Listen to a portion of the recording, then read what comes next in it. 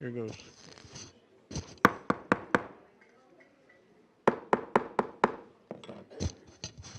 I'd like to call this meeting to order, Thursday, November 16th, 2023, regular board meeting, Orange Unified School District Board of Education.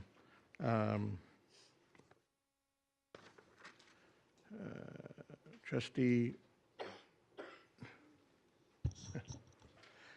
do we have a quorum? Yes. Okay. Public comments on closed session agenda items. All right, we have 4 comments for 2A. Okay, can you read the guidelines, please? I apologize. Can I borrow your thing? I have mine, I just haven't taken it out. Here you go. Here you go. Okay. Thank you.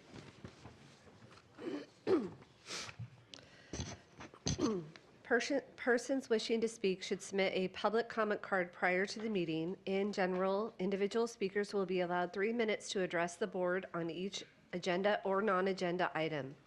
The board shall limit the total time for public input on each item to 30 minutes. A speaker shall not yield to another person any portion of the time allotted to him or her to speak. The total time for agenda items and non-agenda items at regular meetings shall be 30 minutes. The time allowed for those who made requests to speak will be as follows. 1 to 10 speakers will each be allowed 3 minutes. 11 to 15 speakers will each be allowed 2 minutes. 16 to 30 or more speakers will each be allowed 1 minute. The number of speakers to an agenda or non-agenda item will be determined just prior to the time that item is considered, and speakers must be presented to be counted in the total. District students who have presented requests to speak will be allowed to speak before other individuals who have also requested to speak. Individual speaking time may be reduced to less than 1 minute. Those who presented requests to speak but could not be accommodated within the allotted 30 minutes will be allowed 1 minute each to speak prior to adjournment. We have 4 speakers for 2A. Okay. And then we have a pile for 2D. And so these 4 speakers, I believe, get 3 minutes to speak. Okay, yes, please call a card. Kelly F., Lori Kaler, Kim Flint, and Rosa Otero. If you could line up, please, that would be helpful. Kelly F. is first. Let me just make a comment. You have to speak to a closed session item. Okay, you cannot speak on any other item other than what's on the agenda, closed session. Thank you. Who's first one? Kelly F. I'm Kim. Is there a Kelly F. in the room? We have to probably wait because they might be in the overflow room. Is Lori Kaler in the room? Is Kim Flint in the room? Okay, go ahead, Well, Kim. yeah, why don't we have her? Yeah. Thank you. During the last board meeting on October 19th, there was a lot of hot air blowing about staff retention in the OUSD. You can refer back, if you'd like, to the previous board meeting film. It was the first speaker who spewed the hate and the threats. What was never stated in that actual speech were the actual numbers of OUSD staff that left the district. There was talk about the director of maintenance and the director of facilities leaving. There was talk about principals and teachers leaving. What also was never talked about were the reasons why. I am sure that those that are angrily focused on defeating and defaming Mrs. Minor and Mr. Ledesma never thought about the natural retirement cycle that occurs with defined benefit pension. District employees are members of the state. District employees are members of the state retirement system and can leave employment at various ages and years of service credit as early as 50 years old. Did these employees simply retire because they were at the right age and had the service credit to do so? Did these employees leave for more money elsewhere or promotions? Did these employees leave because of COVID burnout? Did these employees leave along with the other record numbers of people leaving California because of the destructive and divisive politics that these recall supporters love? I guess we will not really know unless we've heard from these employees or someone provided us with their exit interviews. Sounds like maybe somebody had privilege to those interview responses. The reality is that the natural pattern of exiting this profession at the administrative and teaching level. It is called defined benefit retirement. Many public sectors, not just education, are experiencing low staffing levels due to the natural retirement cycle. Many public sectors are also experiencing difficulties recruiting.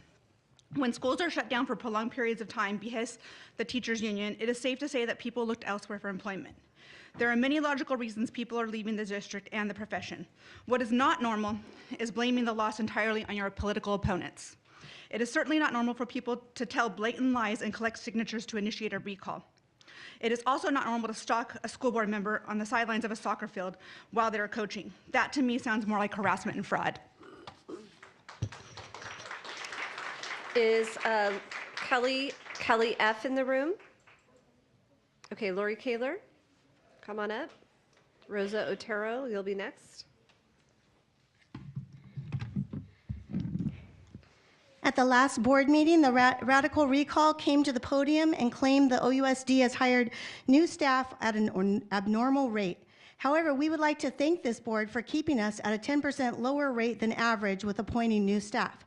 Strategies, a private schooling surveying company, surveyed 6 large school districts from 10-2022 to 10-2023 and discovered that the average turnover rate is 35%. Per the recall, we are at 25%. We are concerned about a leak of information regarding the people who are being replaced in the district because according to the Radical Recall, staff is leaving due to the board majority.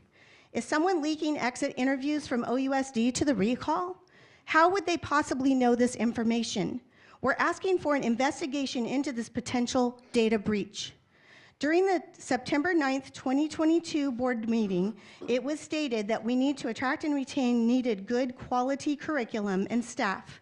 This initiative cannot work when our staff come to the meetings and act radically, turning students away from all campuses. Thank you.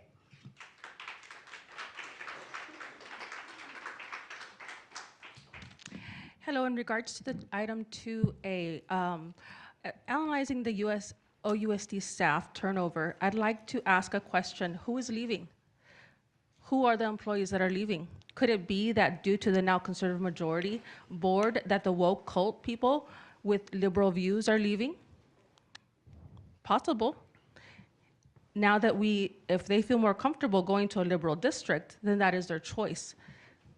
And it is perfectly okay if you're welcome to go where you feel that you align with most. I've heard of a woke principal that left to Newport Mesa, where they have transitioning kids behind parents' back. Where here at OUSD, we have the board majority that is actually passing parental rights policies to keep parents involved. So the principal that my daughter had when she was in kindergarten, she moved to Newport Mesa. She didn't return calls after 5 attempts that I did myself. So could it be that the new board majority is asking for transparency to parents and constituents? Could it be that the ones that are leaving to where they feel like they can just get away with anything? Remember Gunn-Marie Hansen, she didn't respond to parents. She didn't respond to parents' requests of policies, sexual harassments, and special ed policies that were violated. I know 2 friends that were actually had their students that their SPED IEP, that was violated. So could it be that the people that are actually transitioning to other districts where they can do whatever they want to? It's possible. There's a reason why those 4 board majority is up there is because we voted for them. So we voted with our 1 vote that we get. And it's possible that the people that are leaving are the ones that they don't want to have accountability to the constituents of this district and to the parents. Parents are going to vote with their feet, whether it's OCCA, a charter school, whether it's a private school, whether it's homeschooling or a public school, they are going to vote. And we have to ask ourselves, if there are people that are actually leaving, who is leaving? Because what I see, and I know at least of 1 or 2 of the employees that did leave, those are people that were very liberal. And the districts that they moved to were extremely liberal districts. That's what we need to be asking. Who is leaving and who is staying? Thank you. Last call for Kelly F. Okay, we have a pile of cards for 2D, but we need to allow our students to speak first. Ms. Rumsey, we were able to identify the students that turned in cards, and I believe there are 8 of them. Okay. So if they could just write, make sure they say their names, I'll write them down, and then when I get to that card, maybe I'll set it aside.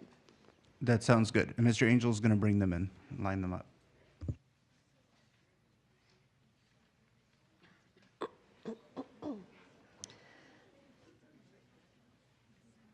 Yes, yeah.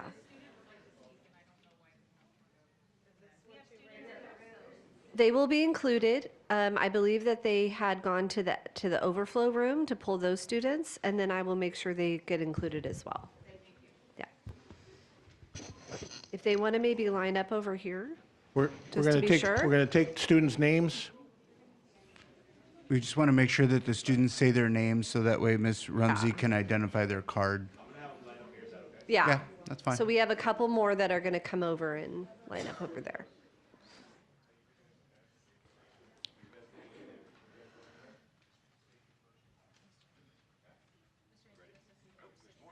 Okay, the first speaker can come on up. You have 1 minute.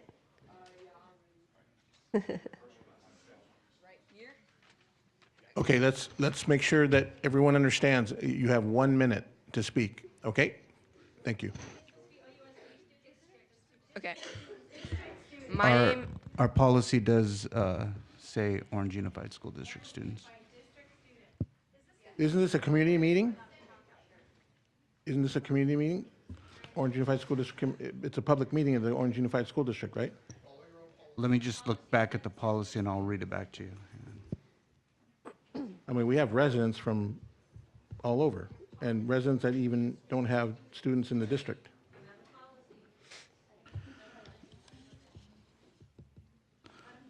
The board bylaw 9323C says district students who have presented requests to speak will be allowed to speak before other individuals who have also requested to speak.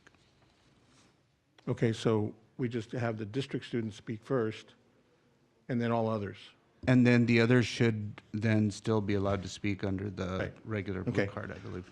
You'll just have to go back in line, I apologize. no, it's, Okay, so we want the Orange Unified School District students first. If you can put them in that, Mr. Angel, you can put them in that order?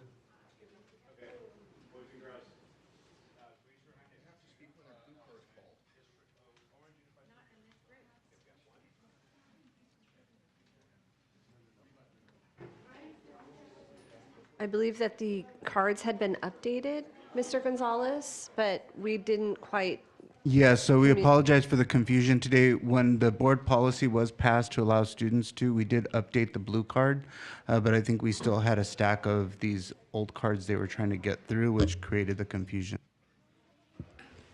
all right, so the first OUSD student can come on up, and you have 1 minute.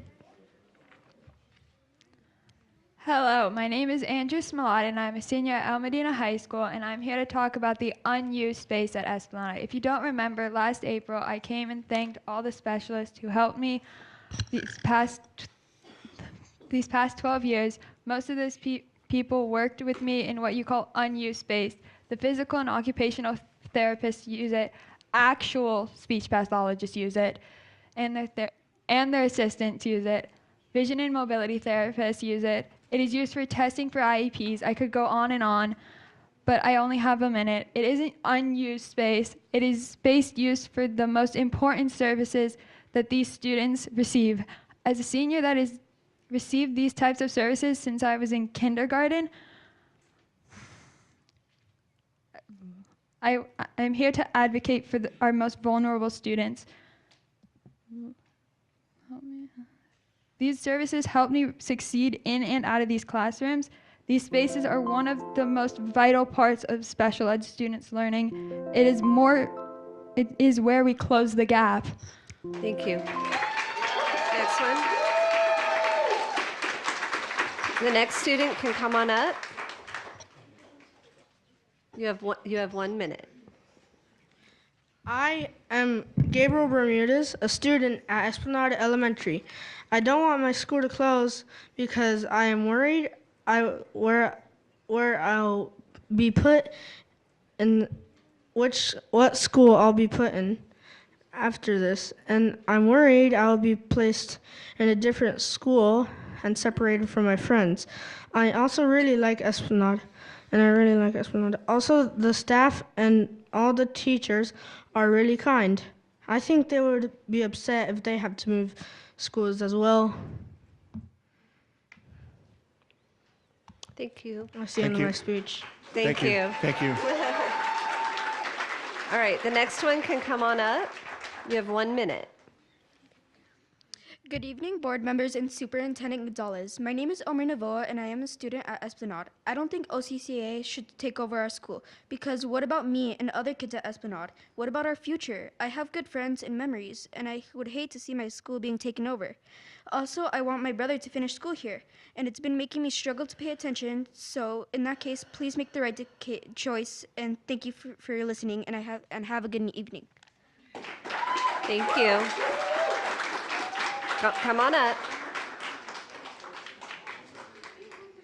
Hi, my name is Joseph. I've been going to Esplanade since kindergarten, and I feel really bad for my little siblings because if they won't go there, I'll feel bad for them because they never knew the life I had it, and I just want them to go there because if they have the best time there, it would be their life there, and I want people in the school to have a better future, have friends.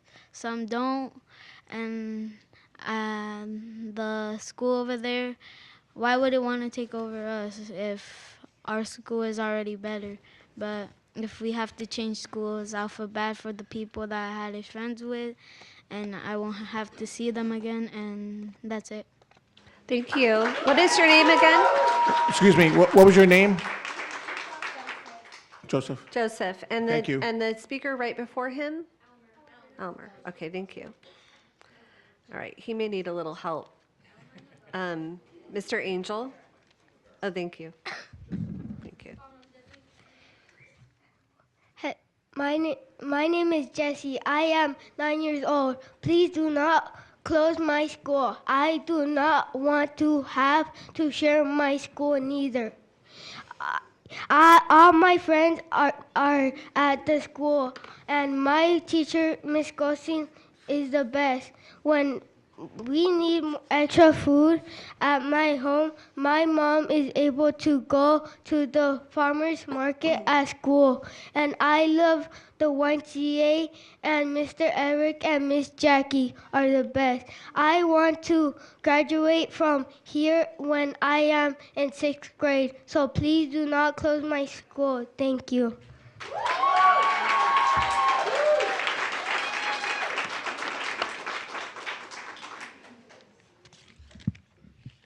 Good evening, board members and Superintendent Gonzalez. My name is Snyder Cortez, and I am a student at Esplanade. The reason why I want my school to stay how it is right now is because I've lived many good memories since kindergarten. And the reason why I don't want you guys to close the school is because I want my brother to live the experiences that I've lived too. And we have many good programs like VAPA, robotics, and many more. So thank you for your time. Goodbye and have a good evening. Thank you.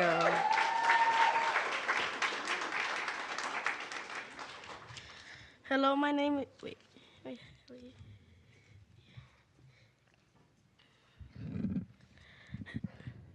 Hello, my name is Hello, my name is Gabriel Gonzalez. I do not want Esplanade to be closed. Esplanade is my home school. My friends' teachers are at Esplanade.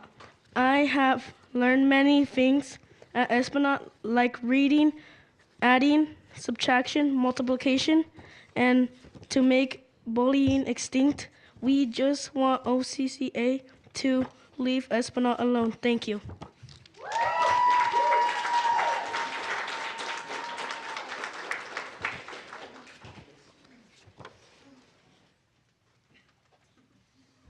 Just watch your step, okay?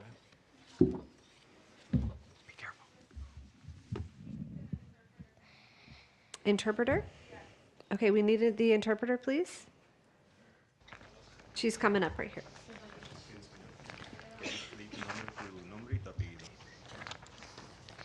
Hola, mi nombre es Yeshua Rodríguez Luna. Yo no quiero que la escuela se cierre porque yo tengo muchos recuerdos desde primero hasta tercero y yo quiero que siga yo estudiando en esa escuela. Y mis maestras son buenas y he pasado por muchos buenos momentos y no quiero que OCCA nos quite la escuela porque tengo buenos amigos, juego muchos juegos y quiero que OCCA deje la escuela bien y podamos seguir todos estudiando. Thank you.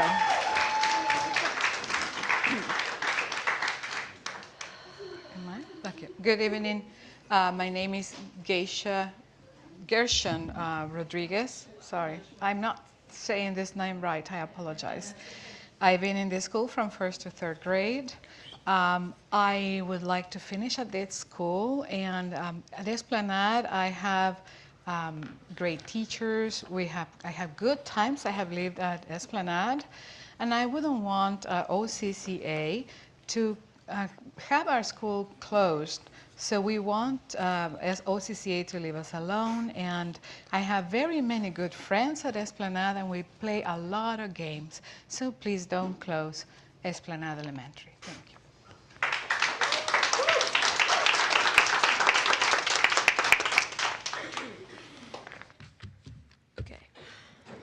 First and foremost, I would like to thank the board for giving families attending Orange County Classical Academy the opportunity to leave a public comment this evening. Can I ask your name, please? Oh, yeah, sure. My name is Joshua Vargas, and I'm an 8th grader attending OCCA and vice president of our wonderful student body. 7th grade was my first year attending OCCA, and that year I experienced a thought-provoking curriculum taught by teachers who care about us students and try their absolute hardest to make sure we strive academically as well as in character. Along the way, I've made lasting relationships with both students and teachers.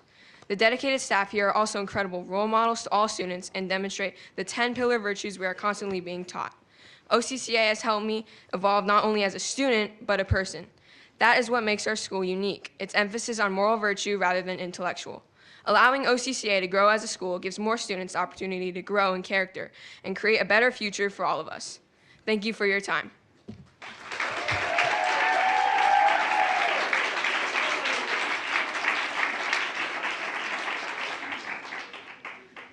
Hi, I'm Carly Rizal. I'm the upper school president of OCCA. I've had a great experience at OCCA.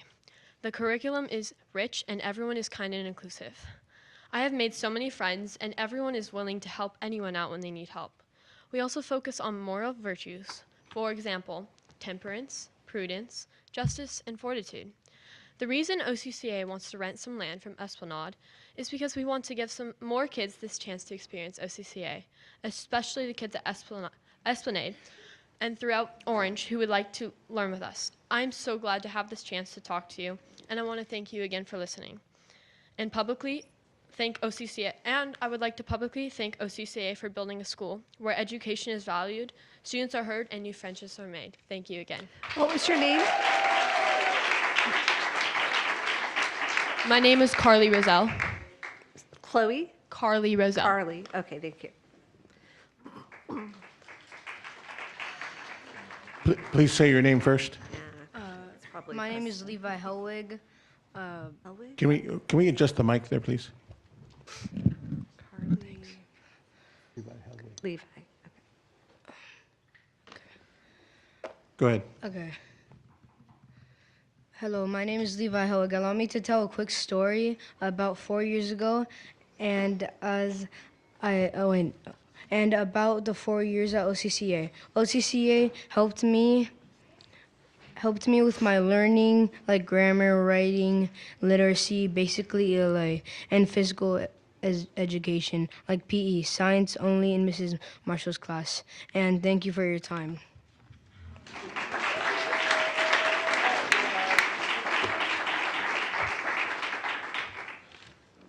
What's your name? Duncan. Duncan.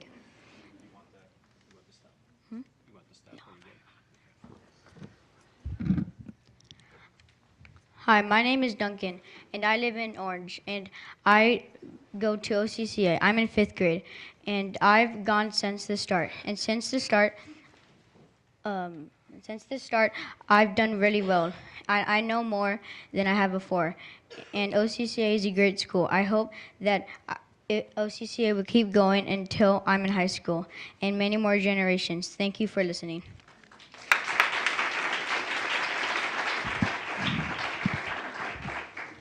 Hello, board. My name is Joel Sanchez. I'm in 8th grade.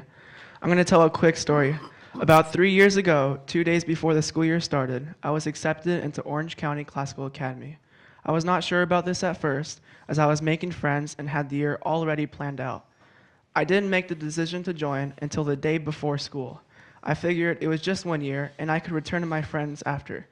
And I tell you, before winter break even started, I was already dead set on staying. The wonderful teachers, the education, and their emphasis of virtue was something I had never experienced anywhere else. OCCA has taught me many things that I will always have with me in life. There has never been a moment when I have questioned my presence at OCCA. I will be devastated if I'm going to not be able to return next year for high school. That's all I have to say. Thank you. So, just really quick, I have a Duncan Helbig and a Duncan Helbig the fourth. So which one just spoke? The fourth. Okay, thank you.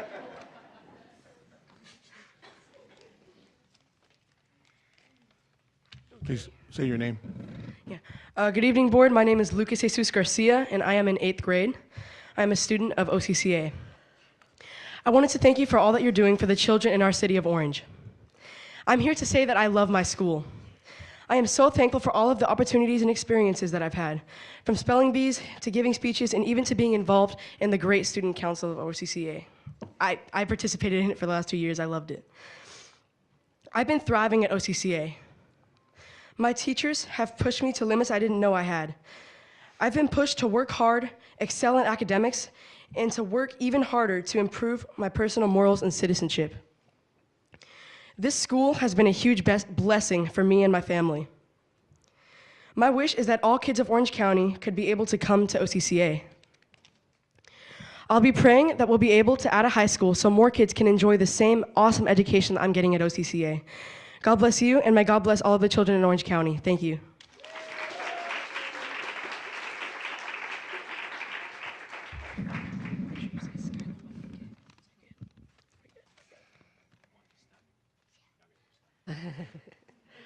Sir, what was your name? Lucas Garcia. Thank you.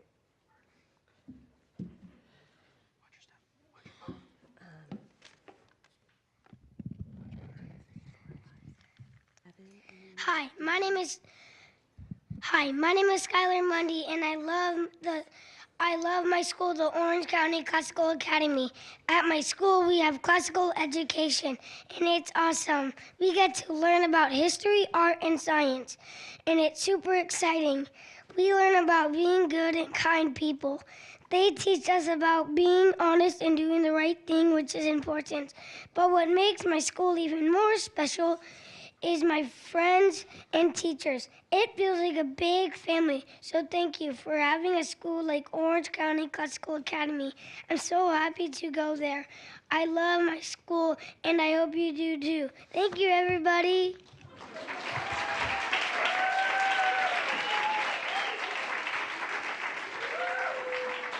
Lucas.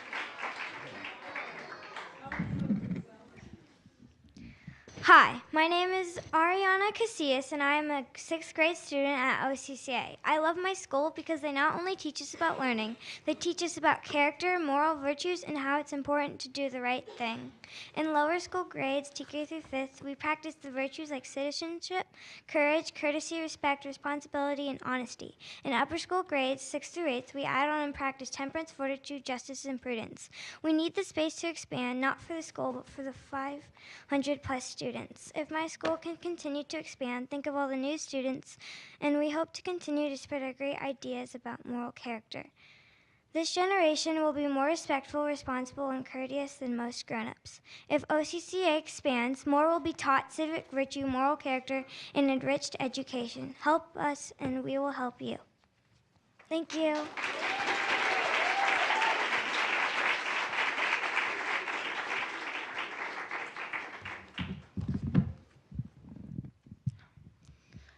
Hello, my name is Sarah Hellig, and I live in Orange. I'm in 7th grade, and I have been at OCCA since I was in 4th grade.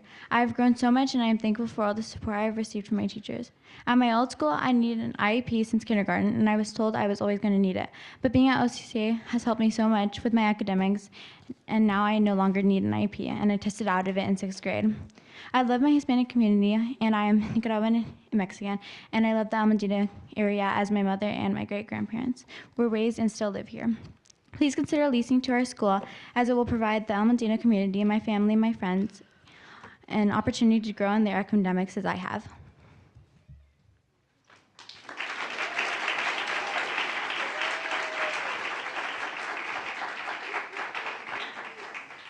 Hello, my name is Elizabeth Vasquez, and Yeah, well, the mic a little closer to you, please.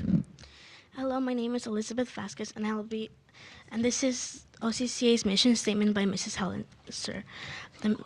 The mission of Orange County Classical Academy is to develop students in mind and character through a classical content-rich liberal arts and sciences curriculum that emphasizes the principles of scholarship, moral character, and civic virtue. Thank you. Good night.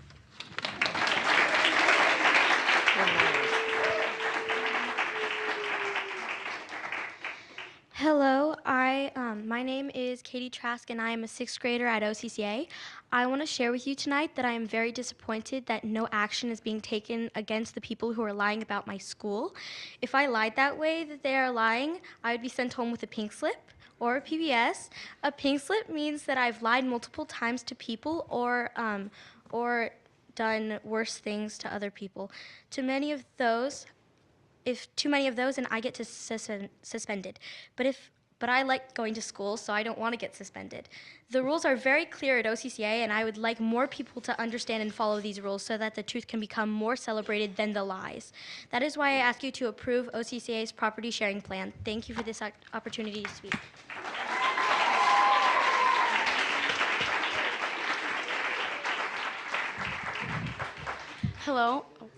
Hello, my name is Joelle Contreras, and I am in 8th grade. The education at OCCA has been and is still very enriching. Everyone is very kind and welcoming. If one person doesn't understand something, everyone is willing to jump in and help them. It is a great learning environment. I would like to say that we students would like to share a space so we all have an equal chance of getting a strong education that teaches us how to be virtuous, hardworking, and great Americans. I would be so glad if I could go to OCCA for high school. Thank you, OUSD School Board.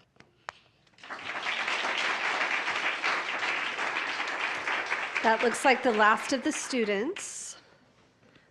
So how much more time do we have? I'm not sure if many my cards? count is right. I have 21, which would have been 21 minutes. So if you were going 30 minutes, it would be 9 more speakers. Okay, 9 more speakers then, 9 more cards. If anybody else has numbers, that I was just numbering them as they went. So that's what. So I that's kept what them in have. order. Okay. Is that what you're saying? No, just that the amount of speakers that we have left to make 30 minutes. Does Okay. everybody agree to that? That's, Nine it more, looked nine like more 9. cards? Okay. Do you have 20? Okay. We have 20. I don't mind 20, going okay, with 20. make 10 more cards then. Okay, 10 more cards. Okay. Aaron Mejia, please come to the podium, and then we're going to line up, please. Abby Guardado, Jesse A., Beth Cypress, Cassie, Sarah Cassie, Could be in the other room. Conception Beltran, Magalit Bartolo. Okay, ready? Please proceed. Hi, my name is Erin Mejia, and I'm an OUSD resident. I'm here to speak about OCCA requesting space from Esplanade. Esplanade is my home school. My niece and nephew, among several other extended family members and friends, have attended Esplanade. UCLA grads, UC Irvine attendees, and master's applicants. This is my neighborhood, and I am your constituent. This plan to take over Esplanade, resulting over time, is taking all classrooms. I would remind you that in the report last month's meeting, there were 0 classrooms available at Esplanade. I would also ask that Madison recuse herself from this negotiation, as her children attend OCCA, and her and Rick's campaigns were funded by the people behind OCCA. The motivation is clear. Over the past several months, we haven't heard any plans of improving the lives of actual OUSD students, rather negotiating Peralta, and now this. This is why I support the recall. Abby? Abby? Beth Cypress? Hello, my name is Beth Cypress. I'm an OUSD graduate and the librarian at Esplanade Elementary.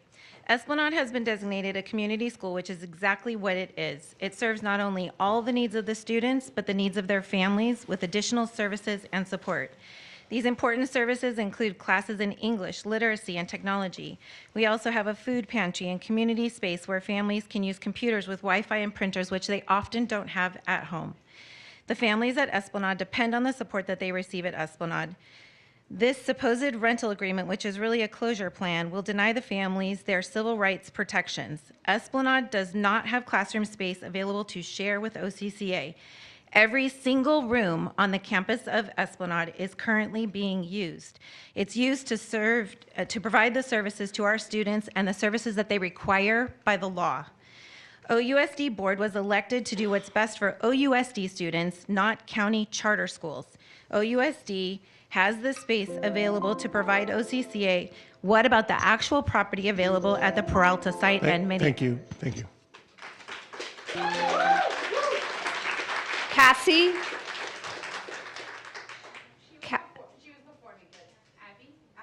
Oh, Abby. Okay, come on up. Okay, so who is this? Abby. Abby. Okay. Okay.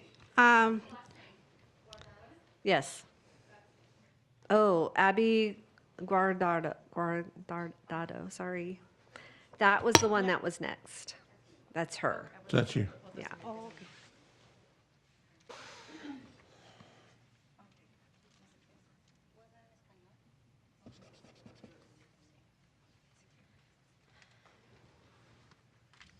Okay.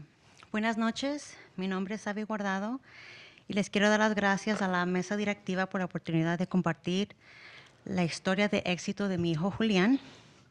Mi hijo Julián es un estudiante de 4º grado en la escuela de OCCA.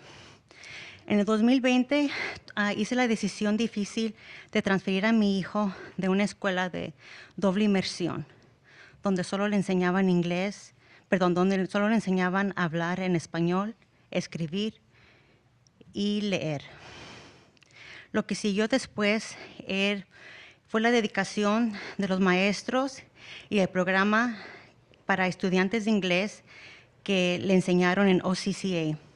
Gracias a los maestros y la dedicación de OCCA con las clases que le dan a mi hijo después de escuela por 30 minutos, 3 veces a la semana, mi hijo pudo aprender a leer, a escribir y hablar en inglés en un nivel profesional en menos de 2 años.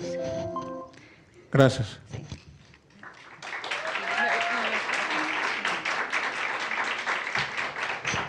My name is Abby Guardado. Thank you to the board members for the opportunity in sharing my son's success, Julian, as a student of 4th grade of OCCA. I had, in 2020, I had made the difficult decision to switch my child from a double immersion where he was only learning reading and writing in Spanish. At the school, I want to share with you the success of the programs at OCCA of bilingual education with the community, with the Latin community.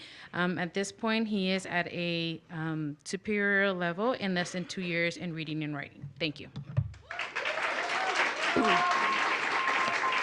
So I just want to clarify, did Beth Cypress speak? Okay, and is there a Cassie? All right. I believe Madison should not be able to vote regarding anything of OCCA since she is a parent there and would have a bias. So Madison, your idea of having the Hispanic communities back is by trying to take land from a school that is 93% Hispanic. Just this past year, per Ed Data, Esplanade had 162 English learners, and all of them were Hispanic, while OCCA had 15 English learners and only 2 were Hispanic. Also, it is ignorant for anybody to say we aren't willing to give up a few classrooms in our field since all of the classrooms are occupied by students, and that field you are trying to take is one of the most used areas of the upper grade playground. Where do you expect Esplanade to place all the students that will no longer have a classroom if you try to take their class? Will they be moved schools? If this isn't racism and this isn't discrimination, I don't know what is. To clear something up, nobody's leaking any information except your parents and staff members of OCCA. The land you are trying to take is the same land that the students of Esplanade call their second home, the place where they can leave their other worries behind and enjoy safe space with their friends and amazing teachers and staff. So Rick, John, and Angie, if you really care about the Hispanic community, you would be supporting Esplanade. And Madison, if you really care about the Hispanic community, you wouldn't try to touch Esplanade. Esplanade no se vende, Esplanade se defiende. Concepcion, Beltran, then Magalit, and then if you could line up Claire Cypress, Grace Magana.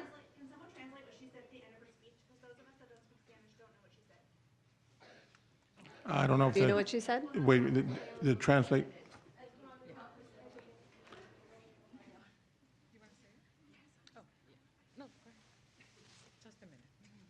What was said at the end of the speech was Esplanade does not sell, stands for itself. Is that correct?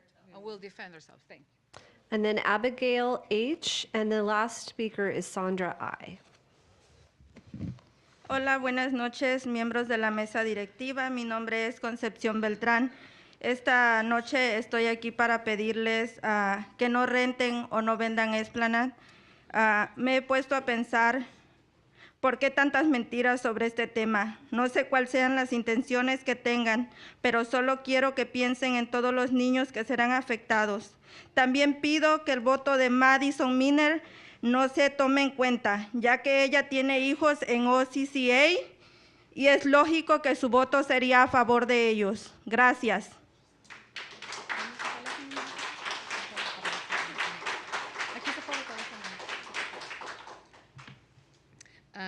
Good evening, members of the executive table. My name is Concepcion Beltran.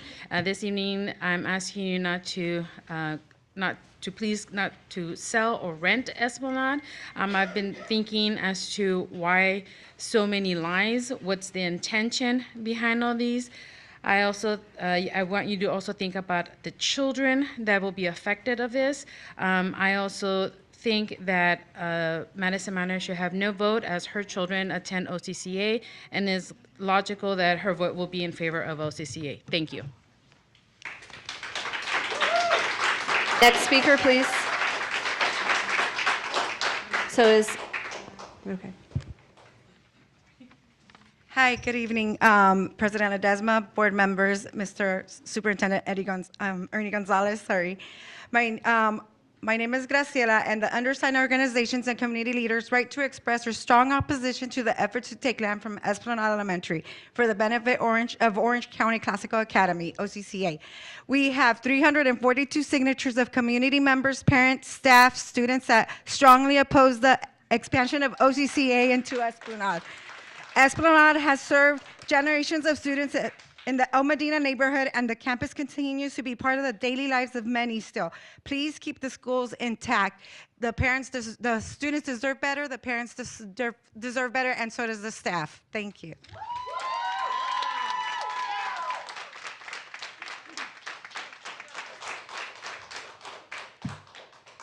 Good evening. My name is Claire Cypress. I'm an OUSD graduate, a former student member of this board for Villa Park High School, and I am currently studying to be an educator as well. California Attorney General Rob Bonta provided guidance regarding school closures and consolidations in April 2023.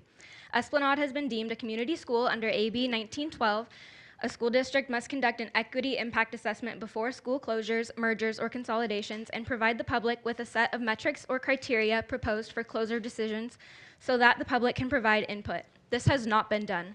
Additionally, existing California civil rights laws impose mandates for all school districts in California considering closures. When the harms of school closure or consolidation affect one group of students more than others, they may also be unlawful. OCCA is hiding behind the long-term rental and sharing of the campus when the reality is that Esplanade will be closed in 2 years if their proposal is accepted. Follow the law.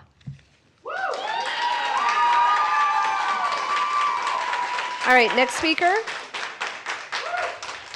Please say your name.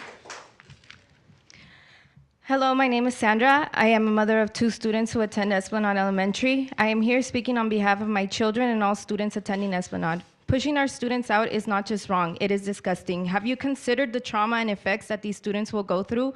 Many students attending Esplanade walk to school as a means of transportation. What will happen to these students? Where will they go? How will you support them? You can't tell us that OCCA will accept them. We know the truth. They want the space for their high school. They're not adding a second elementary. How are you willing to leave Orange Unified students without a school and provide space to students mainly outside of the district? You are taking money away from our students to pay for another school. You should be ashamed of yourselves for doing this. Are you truly deserving of that Golden Bell Award? Taking from Esplanade is not being supportive of the educators who have invested extra time and energy to make a difference for students. Where will they go when OCCA takes over? Make the right decision. Let small public schools be just that, small public schools. All right. I have 2 cards that I called. Grace Magana, or you already went? Okay, and then Abigail H. Is there an Abigail H?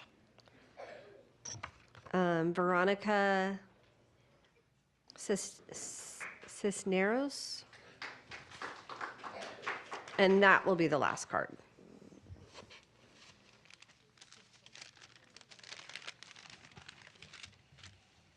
Buenas tardes.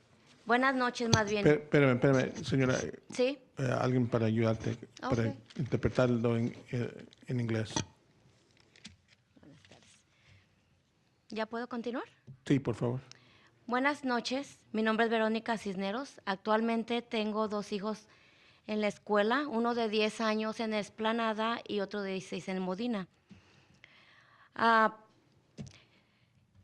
Mis hijos adultos asistieron a esta escuela. El mayor ya tiene 36 años. Aproximadamente 30 años tengo yo en esa escuela. Y honestamente a mí no se me hace justo lo que están haciendo. Usted en una de las juntas que interrumpió, señor Ledesma, usted claramente dijo en mi cara que eran mentiras, que eran rumores, que nomás nos estaban usando, que eran políticas. Ahorita yo estoy viendo, así como me está viendo directo a la cara, dígame quiénes son aquí los mentirosos, quiénes nos están usando, quiénes están aprovechando de nuestros hijos. Ellos no pueden venir aquí a pelear sus derechos, ni su escuela, pero para eso estamos aquí los padres. Y les debería de dar vergüenza estar sentados ahí y no apoyar a los hijos ni la educación de nuestros hijos. Esplanada no se renta ni se vende, Esplanada se defiende y aquí vamos a estar para defenderla.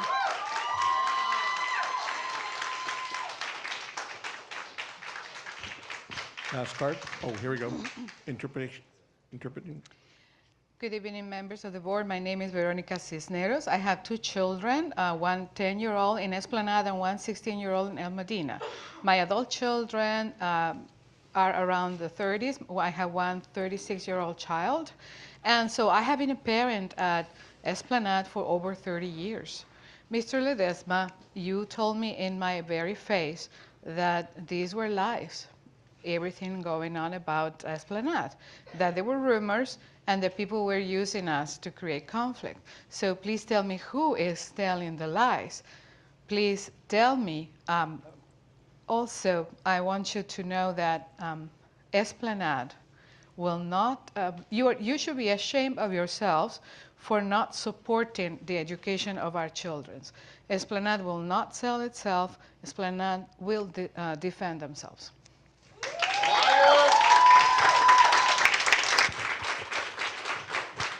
Okay, we will now adjourn to closed session at 6. Can I, before we 6:22. adjourn, can I ask how many speakers we And- have left? I don't. Also, I just wanted to let the audience know that we are going to close session, and so I expect that we'll be late coming back to open session due to the late start of closed session.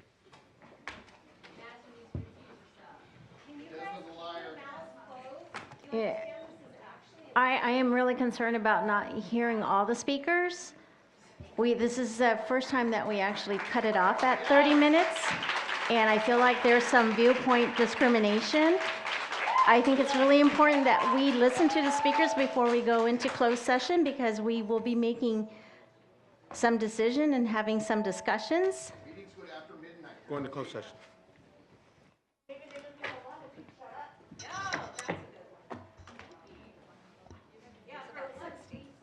We have 60 speakers, 60 more speakers. Folks, if this continues, I will be happy to clear the room and just listen to speakers when we come to open session. So that's your decision. This back and forth is unacceptable. You've got to be and- kidding me. and After so what we will happened clear 2 the months room. ago, and you're We going will to clear the room? and just take the speakers, okay? So you folks need to decide. Thank you. You've got to be kidding me.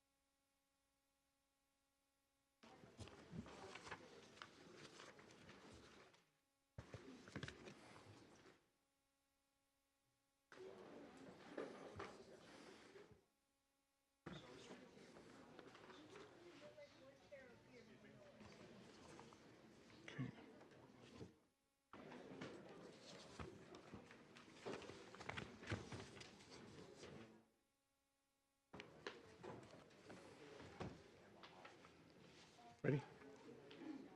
Okay.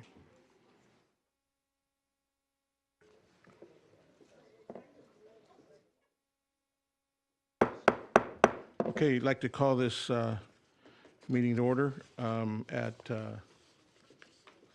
8:08, Thursday, November 16th, 2023, regular board meeting, Orange Unified School District Board of Education. Let's see here. Please join me with Pledge of Allegiance.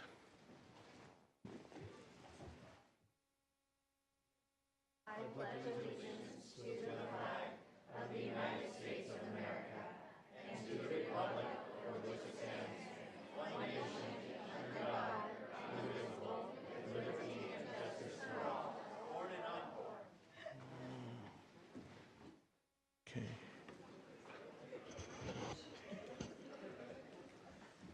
Okay, item 3B, report of closed session decisions. Mr. Gonzalez? Thank you. The Board of Education is pleased to announce the following appointments. Matthew Strickland, Dustin Saxton, and Jacqueline Berry to the position of Principal Elementary School. The vote was 6-0 with 1 absence. Congratulations.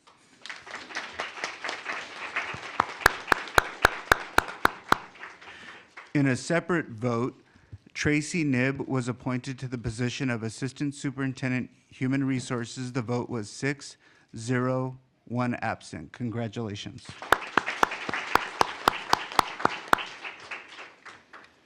Thank you, Mr. Gonzalez. Adoption of the agenda, item C.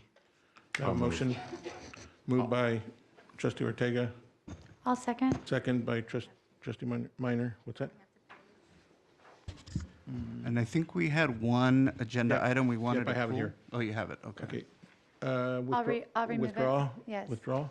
Oh, okay. So, okay, now, adoption agenda, we're going to pull item 13H, school accountability report card for the 23-24 school year. It'll be brought back in January. I'll move it. Okay, I'll moved by second. Mr. Ortega, seconded by Trustee Minor. Any discussion? All those in favor?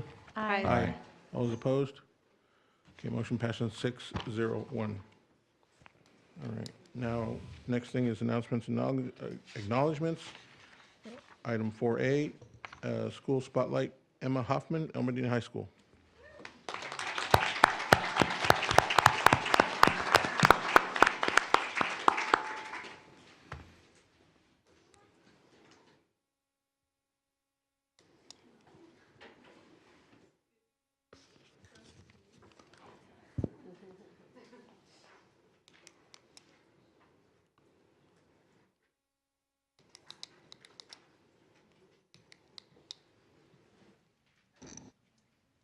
Okay. Good evening, trustees, President Ledesma, and Superintendent Gonzalez.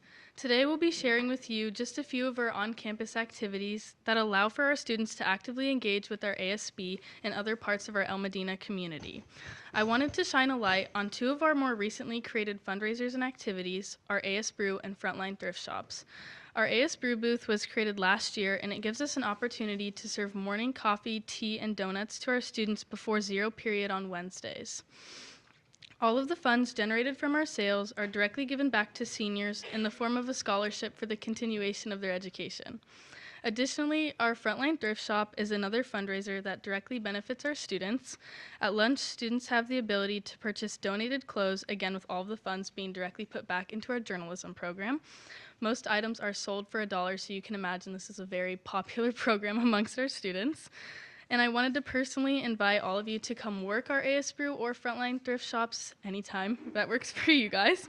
And if you have any extra clothes you want to get rid of, you can feel free to donate them to us, as we would really appreciate it. And then I wanted to give a shout out and a thank you to Trustee Erickson, who has worked our Frontline Thrift booth before, and then a shout out to Trustee Erickson and to Trustee Yamasaki for donating clothes before, which we really appreciated. And then now to focus on the heart of my presentation, which is a fundraiser put on by our varsity dance team, VDC, called Dancing with the Teachers. This show allows students to engage with their teachers and coaches outside of the classroom, and it's just a really fun community event. Thanks to our varsity dance team's new coach, Miss Kelly Hess, we have further expanded this program. Sorry, my ASB is coming in. You can come in, guys. You can stand over here. Yeah, you can come over here. That's okay. Yes, this is my ASB. We've dwindled down, but they're here. Yeah.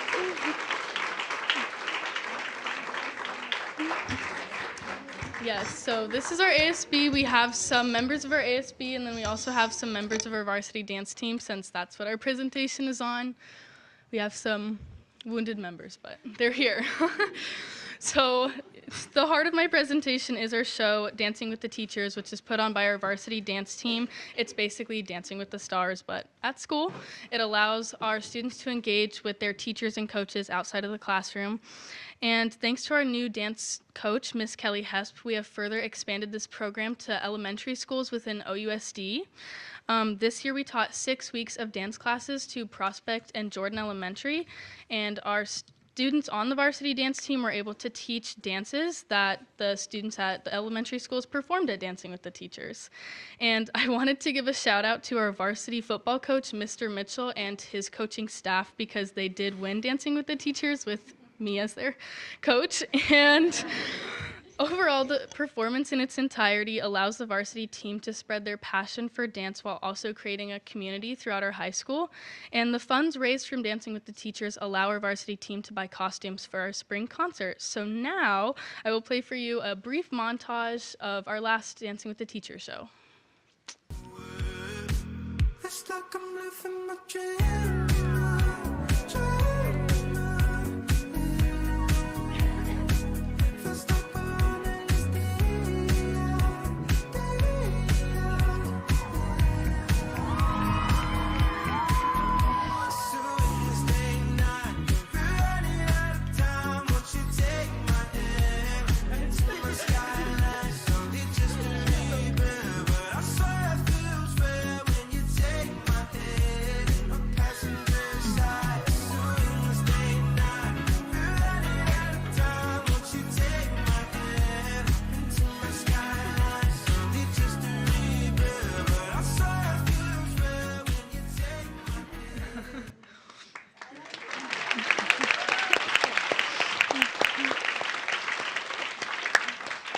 Yes, so thank you for the opportunity to showcase AS Brew, Frontline Thrift, and Dancing with the Teachers.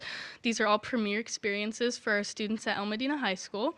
And I'm beyond grateful to attend a high school that has such a vibrant community. Therefore, I wanted to share some of our spirit with you guys.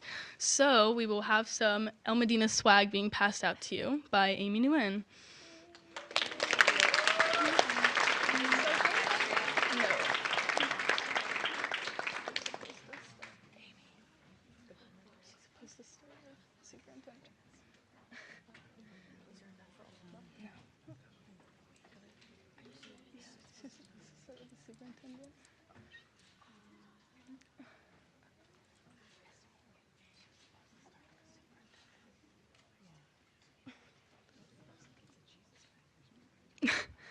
Packages are on the way.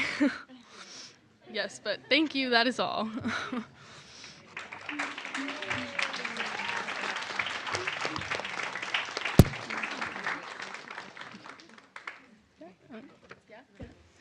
So we wanted to do a group photo. If everybody could come this way towards the dais and then face towards the audience. I will get a group photo.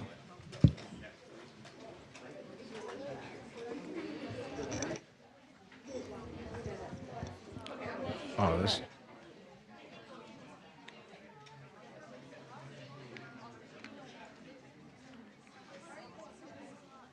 That's a lot of people. Oh, this is perfect. That's perfect. Okay, ready? 1, 2, 3.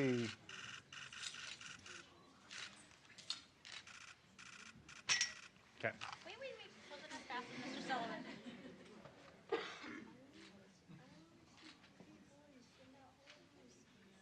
Thank you.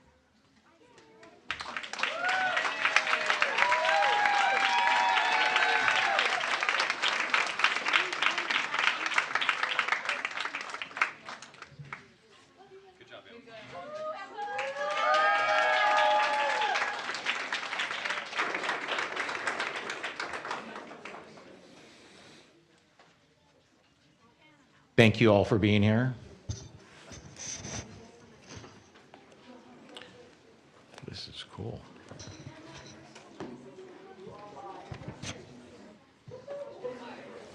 Can I just say thank you to Emma? Oh, please do. Oh, yeah. Yeah, I'm going to do that right now. Thank you, Emma, for that presentation and for your ASB team being here. Thank you. Can I just mention that we saw Emma at GoCat and she performed, and we can attest that she's a great dancer. Yeah. Okay, we are moving on to item 4B, Superintendent's Report. Thank you, Mr. President. I just want to do a real quick housekeeping thing. It does not appear to be an issue tonight, but I did want to make mention that at the last meeting, we had some signs and we had some people raising them during the meeting, and that created a barrier for other people to see and participate in the meeting. So I just wanted to, make everybody aware of that we know that signs, take time and effort and sometimes expense, and so we didn't ask that people not bring them this time, but if they become an issue at this meeting, then you may see in the future that we may not allow them. So please make sure that you're keeping them in a place where it doesn't obstruct the view of others. So that's just a quick request of all of you. And then for my superintendent's report, I wanted to take the time just to kind of update everyone on Measure S, because I think everybody has seen the large science centers go up at all of our high schools. But a lot of people don't know too much about the phase 2 and beyond, and the additional work that's happened since then and is going to happen on our campuses. So we're going to show a video that kind of captures where we've been and where we're going. Measure S, a $288 million general obligation bond to fund facility modernization and construction projects, was approved by voters in 2016. As a result, we are able to construct cutting-edge science centers on the campuses at Orange, Villa Park, Canyon, and El Medina High Schools during the first phase of the bond project. In total, this equates to just over 200,000 square feet of new teaching and learning space, including 71 state-of-the-art classrooms that are currently being utilized by our students and staff. Our 4 Measure S Phase 1 Science Centers are tremendous assets that will serve our students and community for generations to come. We are now well into the second phase of the bond projects, which will provide additional improvements specific to each school site's needs. At Canyon High School, new projects are underway with interior classroom renovation in the 400 building. Work will continue throughout the school year with an emphasis on completing restroom upgrades this winter. The remaining building upgrades will be finished by summer 2024, and 16 portable classrooms will be removed from the campus. El Medina High School's Phase 2 work began with the removal of an old central breezeway canopy and the installation of new decking and roofing. Renovation of the quad is also complete. Staff was relocated from Building 800 in March, and an overhaul of the interior of that building is underway. The 800 building project will continue throughout the fall. Orange High School, Orange Unified's oldest high school, is undergoing a major makeover. Phase 2 began on campus in June with the demolition of the administration and science classroom buildings. We recently held a topping out ceremony marking a major project milestone traditionally held when the last beam is placed. At Villa Park High School, Phase 2 projects began with the demolition of the original science building. Concrete foundations are in place for the new 2-story classroom building, with structural steel wrapping up at the end of October. Storm drain work was also completed over the summer, which has already provided a huge improvement to campus drainage. The 100-200 restrooms have been completely renovated and are now open to students. And additional renovations are planned for the 100-200 building, including ADA upgrades. The modern functional facilities and learning opportunities created by our Measure S project serve as a testament to what is possible when our community works together. A special thank you goes out to our taxpayers who continue to fund the Measure S projects at our high schools. It's been amazing to see these major projects come to life for the benefit of our students and the greater Orange community. Thank you.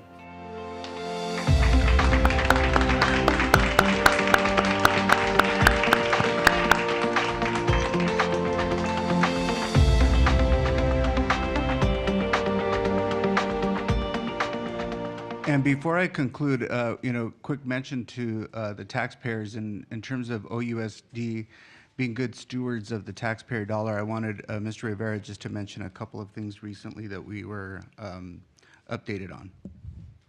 Yes, good afternoon, everyone. We have just received information from the county as to our tax rate. Our tax rate for this year is $25.33, and we had under the bond a $29 threshold. So we're far underneath that amount. In our year-to-date savings for the taxpayers, because we are not at the $29 amount, is a little bit over $25 million since we started with the bond work. So in other words, if we had run the program and charged the maximum that was allowed, our community would be paying $25 million more in taxes. So that's not the case. We're under the threshold, and we continue to plan to finish these projects and continue to promise the community what we had suggested with phase 1 and phase 2. That's great, 20 million. Thank you, Mr. Rivera, and that concludes my report. Okay. All right, item C, Board President Report. For the sake of time, I will not be delivering a report, and move on to item D, Board Recognition of Students, Staff, and Community. Would like to have the students go first. We have some. I'll start first. Well, Okay, anyways, I'd like to say thank you for everyone being here tonight, including members of this board. So first of all, I would like to discuss that throughout this week, in honor of Thanksgiving, PFSO and ASB partnered together for a wall of thanks. So in essence, it's practically, we have a poster that says Thanksgiving wall, and students have the opportunity to write on a postcard what they're thankful for. So personally, I said my family. Other students said their sport or their boyfriend or girlfriend, and also. In addition to that as well, Villa Park's student section was named 4th best spirited in the county by the Orange County Student Sections, which practically is the largest student section organization anywhere in this country. As well, not to mention, in honor of our Winter Formal, our theme will be announced December 8th during our Winter Sports Assembly. Winter Formal will be held at AV Irvine on January 20th from 7 to 10 p.m. Just one moment. Also, lastly, I also wanted to discuss that today we had our Friendsgiving. So practically, it's very similar to that of a club rush. And so student organizations have the opportunity to fundraise for many of their endeavors. For example, a beach beautification club will be using that money for new resources that they'll be using to clean up beaches. Also, in honor of our Measure S Phase 2, we held a topping off ceremony where members of this board, including Trustee Minor, Trustee Yamasaki, and Trustee Erickson were there as well. Thank you, and that concludes my statement. Okay. Just 1 second, I apologize. We have a couple of blue cards that, one was for 3C, Adoption of Agenda, Alex Broussard. And then after that, Alex Broussard had one for 4B. And Jolynn for 4C, JJ Mice for 4C, and Kathy Moffitt for 4D. So Alex Broussard can come up and speak for 3C.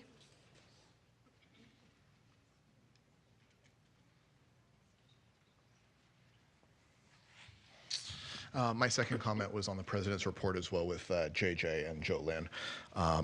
Regarding the adoption of the agenda, which you have already done because you skipped public comment, I wanted to talk to you about the adoption of the agenda, specifically item 8A regarding the information discussion item on the recall.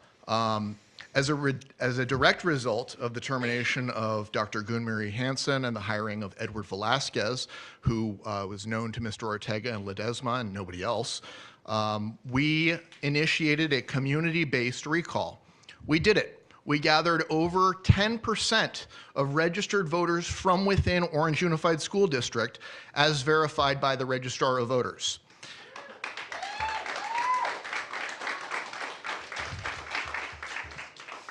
Now you're proposing to adopt, I guess you've already adopted, an agenda that ignores the will of the people that you are supposed to represent.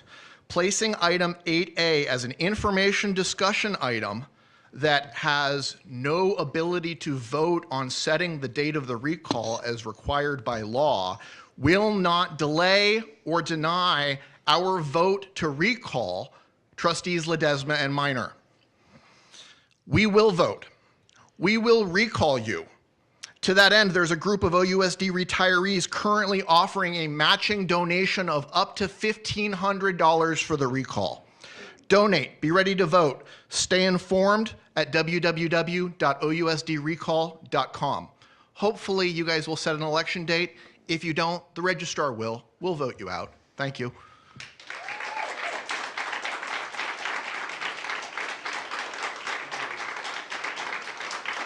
Okay, Mr. Broussard also had a card for President's Report. Does he get 3 minutes for 4B? Okay. Alex Broussard, you are up for 4B. And then after that, says President's Report 4B. Should be 4C, I believe, President's Report. Okay. I could be wrong. After this comment, it's Joe Lynn and then JJ Mice. I am speaking to this agenda item because I am going to continue to object to Rick Ledesma's use of his official position as board president to advocate his own political interests. Now, I don't know if him skipping the president's report today, which he has already done, is a response to prior criticism of his politicization of the president's speech.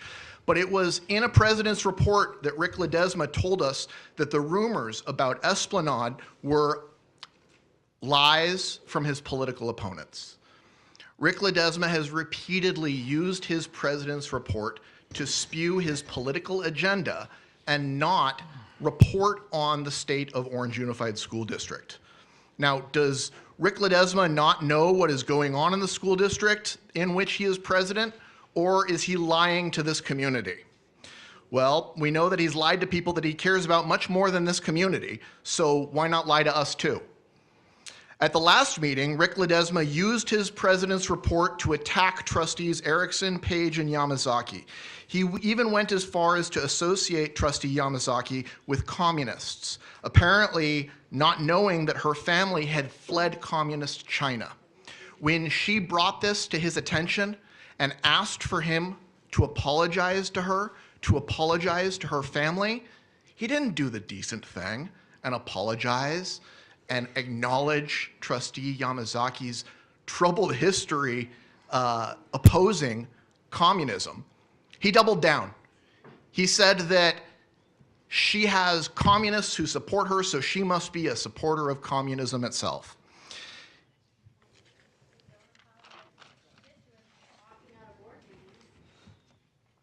Rick Ledesma needs to return the president's report to its intended function, celebrating achievements and giving a report on what OUSD does.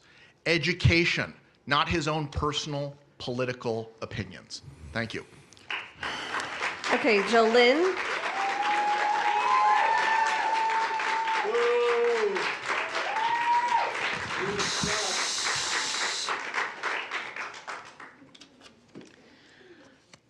I was hoping today to speak before the president's report with the small hope that we would get an apology for the way we were spoken to at a previous meeting. When you called people like me and others who said there was rumors, there was concern that something was going on between OCCA and Esplanade, that they wanted some of their classrooms, that they were interested in the school. You called us liars. You said it in English. You said it in Spanish. You said we were lying to people, misleading them, leading them astray. It was a behavior that is just appalling, to go out of your way to call your constituents liars. And I'm assuming you were either doing it because you just were negligent and didn't know what was going on in your community, or you were trying to cover up something you did know was coming. I'm really hoping you just didn't know, and this would have given you the opportunity to say, I'm sorry, I spoke out of turn. I didn't know what was going on in my community. I didn't know OCCA wanted Esplanade classrooms. I'm sorry that I called you liars and said you were lying to people. But you chose not to say anything. And we know today that they were interested in the classrooms because they brought a proposal for that was closed session discussion. It's on the agenda. So I am just disgusted by your behavior, and I'm hoping we can see something more representative of a school board president in the future. Thank you. JJ Mize. And then after JJ Mize is Kathy Moffitt.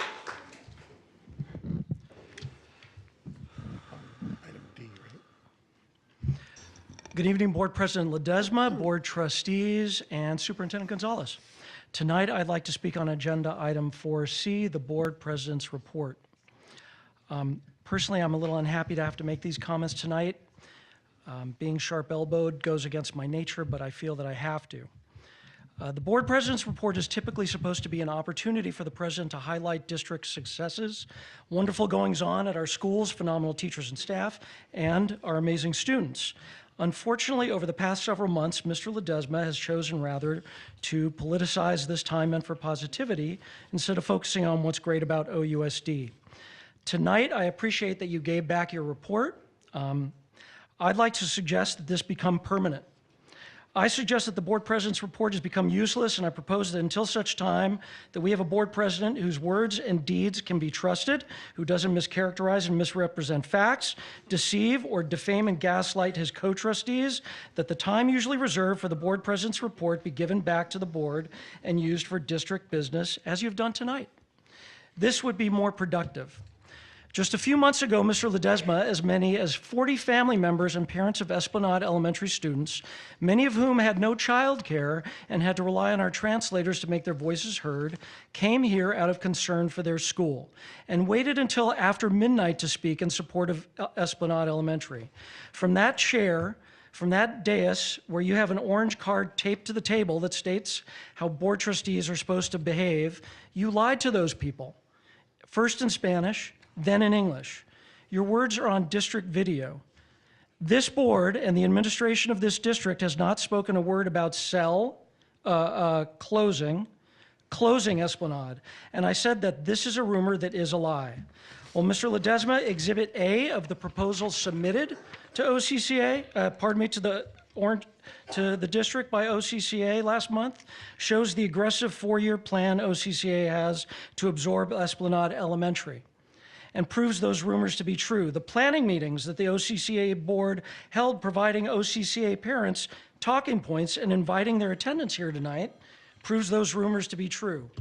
And this is what I'm unhappy about, but I feel compelled to state. Mr. Ledesma, unfortunately, this proves you to be a liar. You lied to those parents. You lied to everybody attending the board meeting that night. You went to high school with people who went to Esplanade, and you may as well have lied to them. Mr. Ledesma, you are a liar. So, Mr. Gonzalez, until all of the parents and teachers and the 26,000 students of OUSD can know with certainty that the president of the board is not lying to them, I propose that you eliminate the president of the board's report and return to that time to the business of the board permanently. And if you're watching at home, please visit OUSDrecall.com, donate and double your contributions during this matching campaign.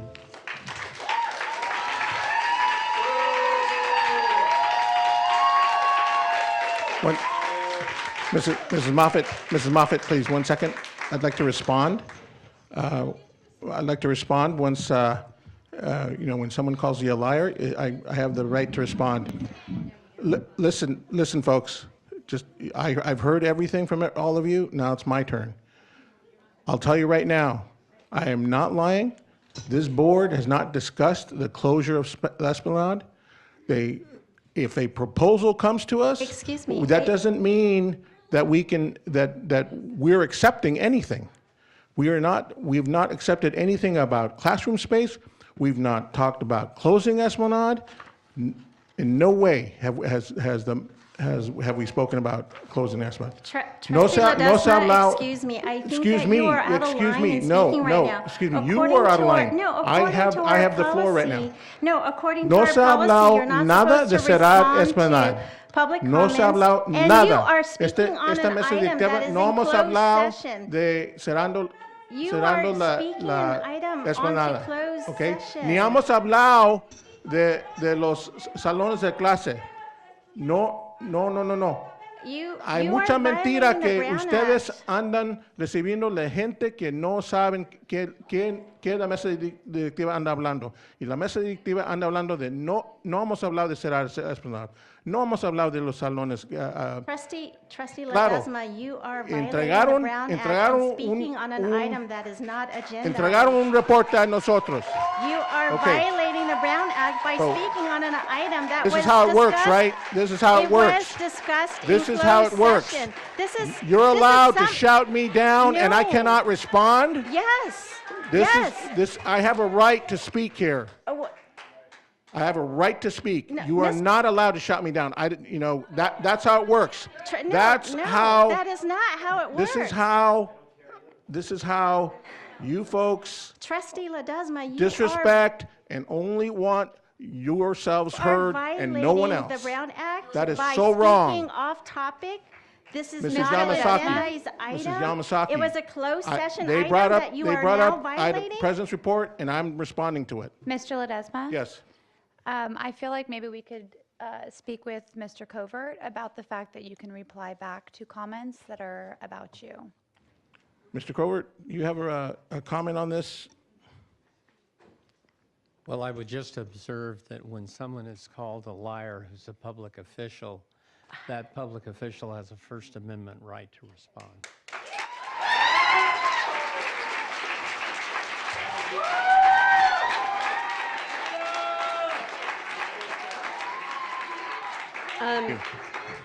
Thank you. Mr.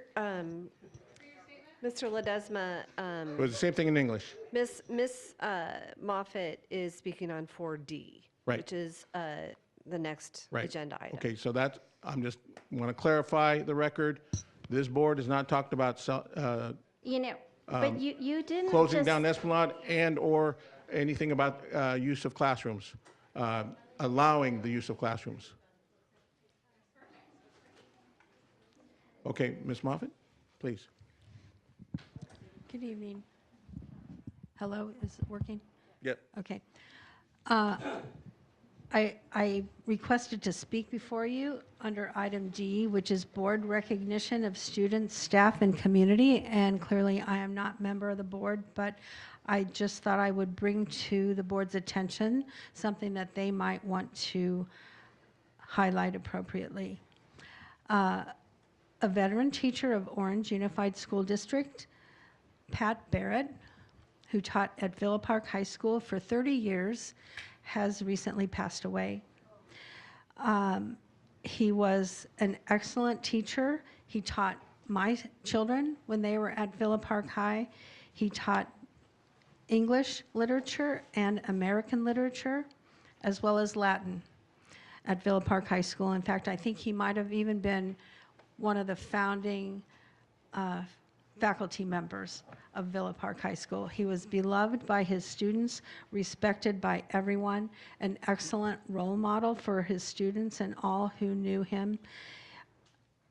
And I just wanted to bring attention to the fact that he was an important person to my students who went to Villa Park High, and he was an important teacher in the history of Villa Park High School. And the fact that he has passed away, I thought maybe the board might want to ask for a moment of silence in recognition and honor of him. Mrs. Moffett, would you like to lead us in that? With your permission, yes, please. Let's have a moment of silence remembering Pat Barrett, wonderful teacher from Villa Park High School.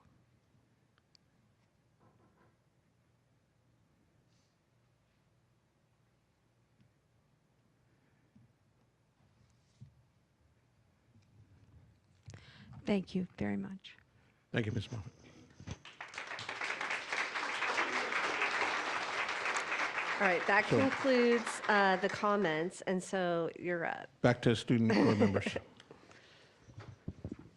Good evening, President Ledesma, Superintendent Gonzalez, and council members. I would just like to update stuff that are happening on campus just as the holiday season is starting.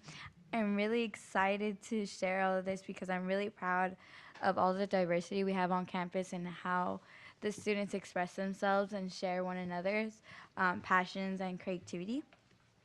We started off with Halloween. We had a Halloween costume contest, and a lot of students on campus were dressed up. A lot of students got involved, and it was held during lunch. I luckily got to host that, and it was just a lot of fun seeing everyone participate. And in the same week, we celebrated Dia de los Muertos, where various clubs on campus and a lot of family came and decorated the campus with altars. And we also had our folklorico dancers dance for us during lunch. It was a lot of fun to watch. They were very well talented. And we also had a group of students play in their band. And then during the same week, we also had College Week, so it was a really busy week. During College Week, 2 days of the week are put into block schedule, where each class is 2 hours long. And so all the seniors got 2 hours of help to start their college applications from admission officers and various representatives.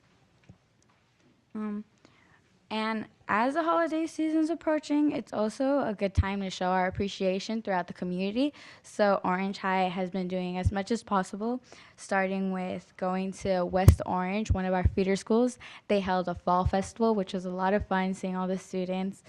They also had a really cool DJ. Just today, we went to Portola Middle School. All our ASB, our sport captains, and our cheer team went, and we were just talking to them how important it is to stay involved on campus and maintain good grades always. And we are currently having a canned food drive where all the non-perishable food items that we collect go to our local family center. Oh, and we also had a wonderful opportunity. Our professional dance program and POM team just today went to go to Disneyland and do a workshop, learn a choreography, and learn the audition process so that we could take our creativity and our passion for dance and the visual performing arts as a career. And one thing that is really important to me individually is we are hosting our Panther Wishes, which we do annually.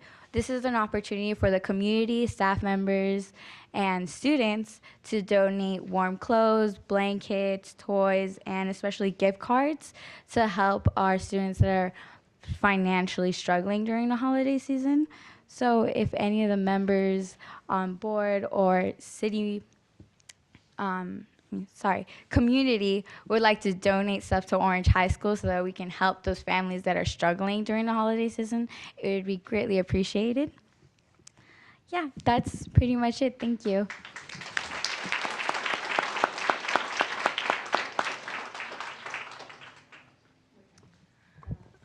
Good evening again. We had some similar events to Nancy. We had a Dia de los Muertos celebration. We were able to decorate our breezeway and our brand new science building, and students were able to sing and decorate, and it was a fun activity. And then our Mecha Club, which is our Hispanic Culture Club, hosted their annual movie night, which is a fundraiser for them. And then we had our Midnight Madness assembly a few weeks ago in the gym, and it's at night, Midnight Madness. And it's just a great opportunity. It's like an assembly just at night, so parents are able to come, and it honors all of our winter sports. So that was exciting. And then our PTSA parents hosted a meeting, which both parents and students at Elmo could attend, and they focused on safe teen driving. So I thought that was a really productive meeting, and I was really glad they hosted it. And then currently it is International Week at our school, so it gives, it's an opportunity for all of our cultural clubs on campus to perform dances and sell food from their culture, and they can provide activities at lunch that directly relate to their culture. So Monday, to start International Week off, we had their assembly. So we had like VSA perform, which is the Vietnamese Student Association, and like BSU, the Black Student Union. So just all of those different clubs were able to perform, so that was fun. And tomorrow they get to sell all their food, so I'm excited for that. And then our cheer and pom teams had their competition send-off on Wednesday, which is just like their final thing before they go off to competition season. And they killed that. I went. It was really good. And then we have our senior sunrise tomorrow in the amphitheater, which is our first senior activity, so I'm looking forward to attending that. And our Christian club is hosting their annual Set Free event, which just allows any students that want to learn more about the Christian faith, and they can go and they can attend that, which is just a great opportunity for students on our campus. And lastly, our varsity girls and boys soccer hosted a fundraiser where they taught middle schoolers just more about soccer. Thank you.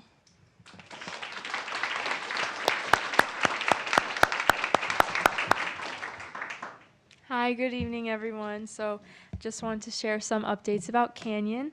So this week we're having our week of thankfulness in preparation for Thanksgiving. So similar to what Alex had said about Villa Park, Canyon has a thankfulness tree that we set up, and all of our students are encouraged to think about what they're thankful for and write that down on a leaf that they'll add on a tree on this tree in the quad, and all the other students can share what they're grateful for and share that and start thinking about what they're thankful for. And then we're also currently doing our annual canned food drive for an organization called Canning Hunger, and we've collected almost 1,000 cans of food, and these are going to be donated to our community for underserved members who are going to have this for their Thanksgiving dinners. And then as for sports, for the first time in history, our Canyon boys water polo team has made it to CIF finals, so we're very proud of them. And also, we're very proud of our spirit that we showed this year during our football season student sections, and we actually got ranked second best student section in Orange County. That's out of 60 schools. So we are very happy with that title given to us by OC student sections. Thank you.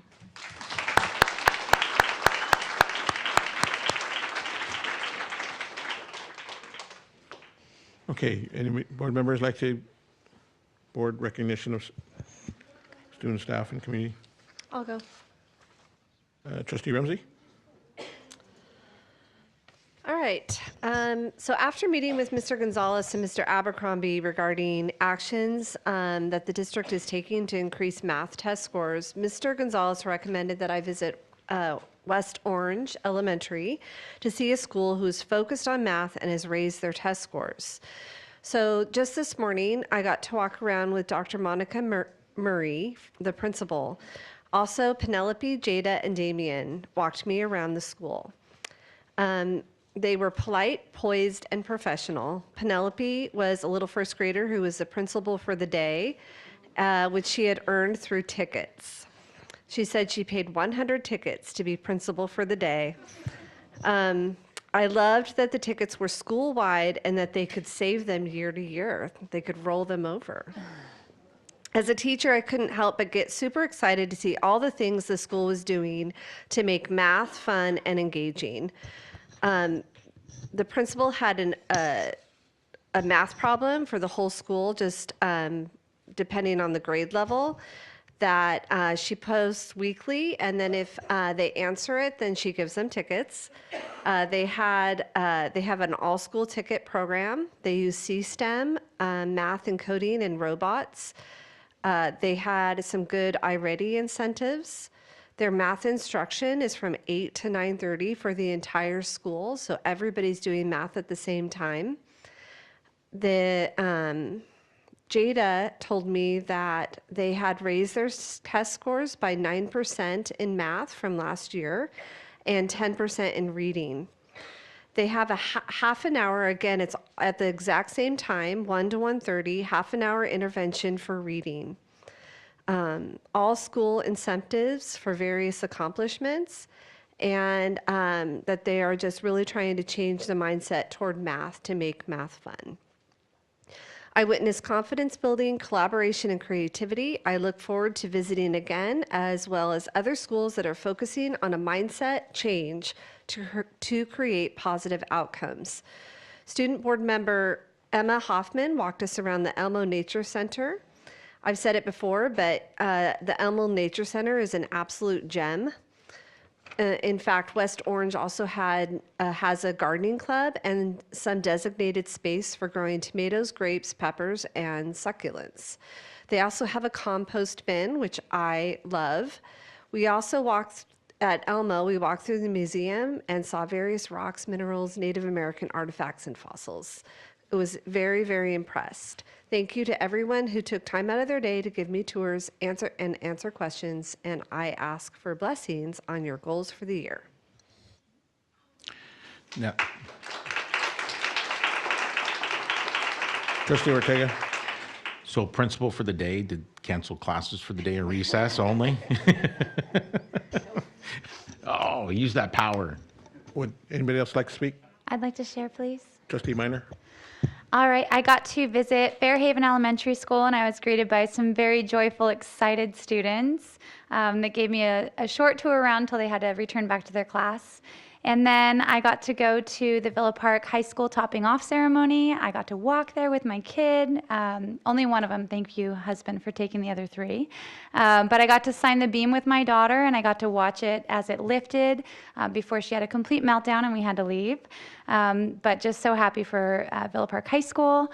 Along those same lines, I got to take a tour of that same building, the construction there, and I was able to attend with Councilwoman Crystal Miles, and that was amazing just to see all of the depth, the soil that was brought in, seeing how much concrete they had to put into the footings, and then again for the floors and on the roof. I've never heard of concrete on a roof, but I think that's great, and hopefully it'll be very functional. And then I got to go to Knoll Canyon for a jogathon. Some of my kids that I coach in the community were there jogging and convinced me to jog with them. So I got a really good workout in that day with a couple, I think I had 3 different classes pour through. So thank you to Knoll Canyon for having me for your jogathon. And then I got to go to the Marine Corps 248th birthday celebration with Orange High School's cadets. It was amazing being with those kids. The conversations that we had were inspiring. And there was some designated seating up at the front, but I actually asked if I could go sit with the kids just because I kind of wanted to hear what it was that made them tick. I wanted to hear their stories as to why they got involved in the cadets there in the JROTC. And the 12 kids I sat with were awesome. They were all freshmen, and they really loved the food. That was the number one thing that they loved about that event. And then, so happy birthday to the Marine Corps, 248th birthday. I have a grandpa who was in the Marines, so that was awesome being there for that. And then I read through all of our notes from the month, and I was so excited to hear that OUSD leadership has moved funds from a 4th assistant principal to adding security and other interventionalists for academic support at our 4 high schools. So this will not only save us about $250,000, but it also fills its need for better safety and promoting academic success in Orange Unified. And that's it for me. Thank you, Trustee Minor. Anyone else? Trustee Page? Thank you. It's been a busy 3 weeks. Let's see. So I just also wanted to thank Ms. Emma Hoffman for touring us at the Gene Carter Nature Center. Trustee Rumsey and I met with all the student board members to do some agenda prep, and because we also had a city schools meeting right after that, we were able to host our agenda, or Ms. Hoffman hosted us in order to do agenda prep. So thank you so much. I know you had a lot going on this week, and we appreciate that. I also visited Richland High School. It was a pleasure meeting the new principal, Mr. Nava, who has a lot of different experiences in order to be able to support the students that attend this school, and he has many great ideas on how to continue partnering with the other high schools in order to enhance the academic experience that for our students. And we even walked into a couple classrooms. One of them are English learners, so many of our students had just immigrated here just a couple months ago, and so it was neat to see them interacting. Their teacher is super engaging and even brought in some Thanksgiving example like foods so that they can try those for the first time.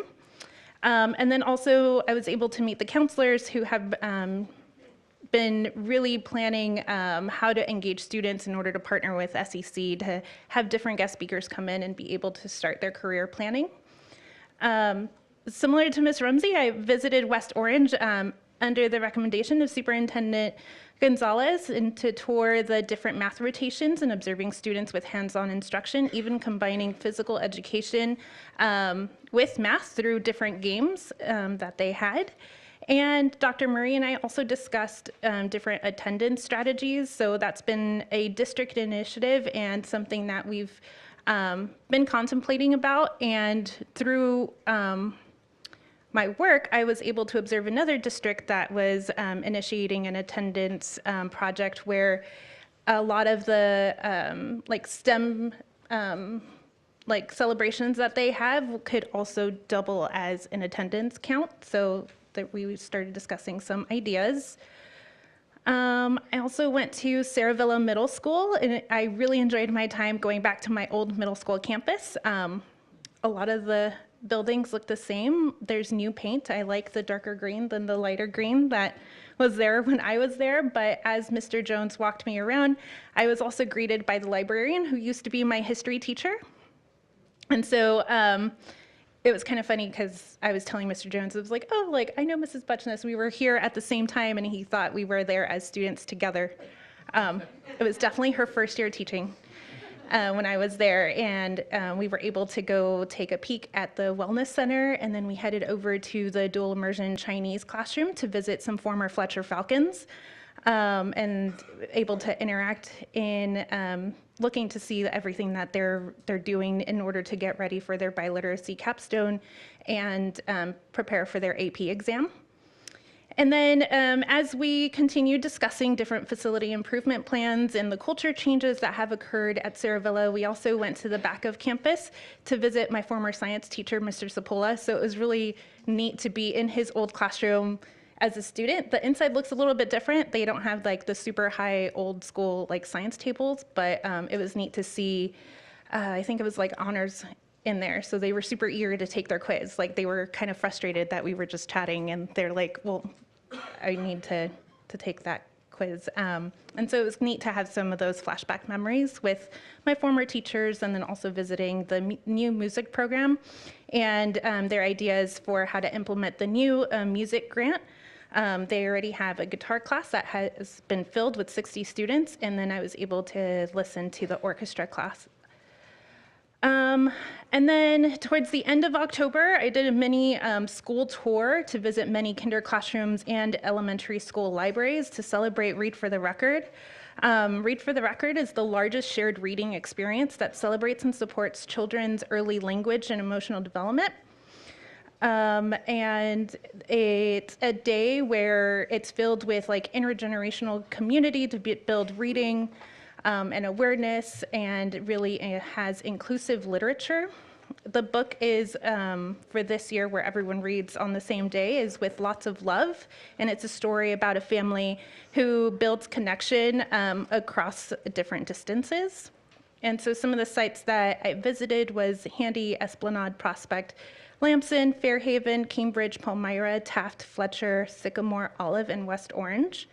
And then in addition to some of those visits, I did a couple of the events. So like Fall Festival happened last month, and I was able to volunteer with some of the painting activities, but there were so many different fall themed stations.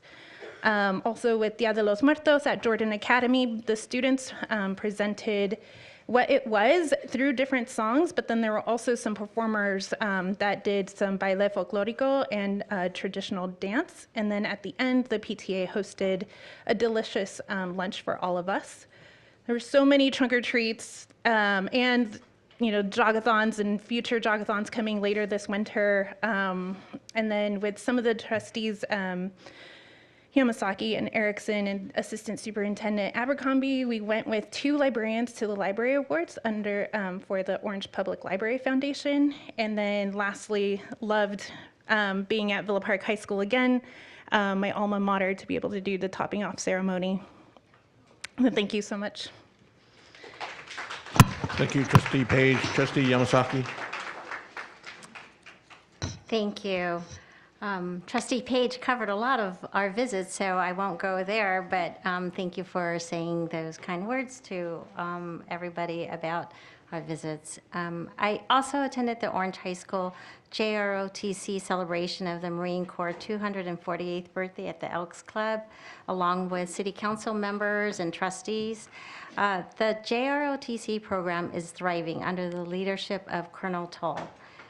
There are over 170 cadets, the most ever. So I was really proud and honored to be able to present him with the OUSD Challenge coin. He was really surprised. Colonel Toll exhibits OUSD's core values of integrity, respect, equity, and excellence. He has such a calm demeanor. The kids, I could see they respect him, but they also were able to talk to him, which I think is really important. The students did an awesome job in doing the presentation, cutting the cake, and former trustee Mark Whalen was also there as the oldest Marine. So that's a wonderful event, and I look forward to attending every year. I also had many awesome school site visits, Olive Elementary, Lamson Elementary. I'd like to thank both of those principals for showing me their wonderful classrooms. One thing of note that I wanted to mention is that I saw teachers managing classrooms of 30, 35 kids, and they had them in small groups, and they were all doing their work. They knew exactly what they needed to do. They went from station to station.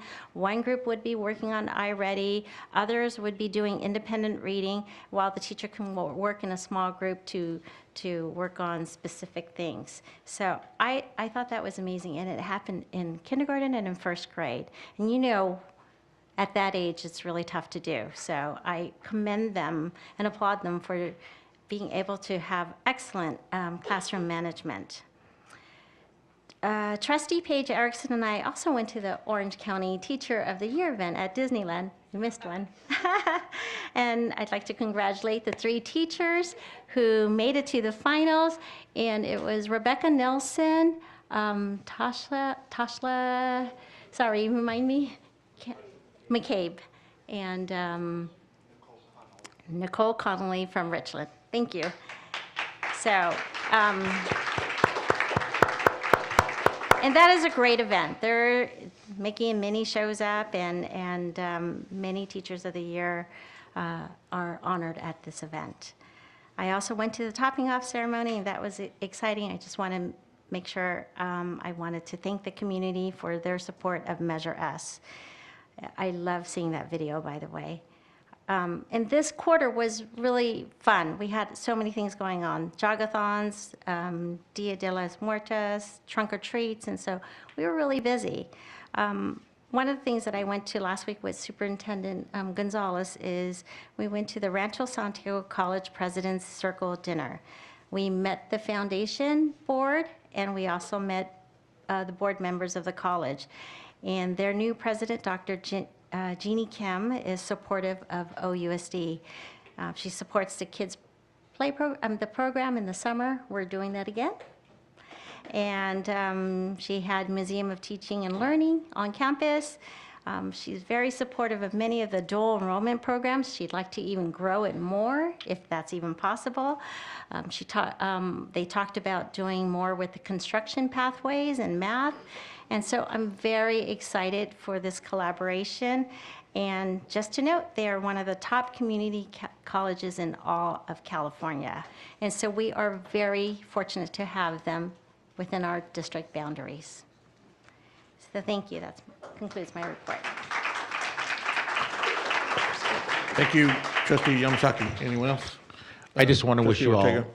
a very happy Thanksgiving, being able to spend it with your families next week, or those that you can reach out to and provide some blessings upon them as well. So I just want to say happy Thanksgiving to all of you and to everyone in this community, to all our staff, our students, and community members, my fellow board members as well. So I just want to say have a very blessed, happy Thanksgiving next week, and enjoy for the students your time off. A majority of our staff time off, as well as the kids are all clapping, yay! So again, many blessings and have a happy Thanksgiving.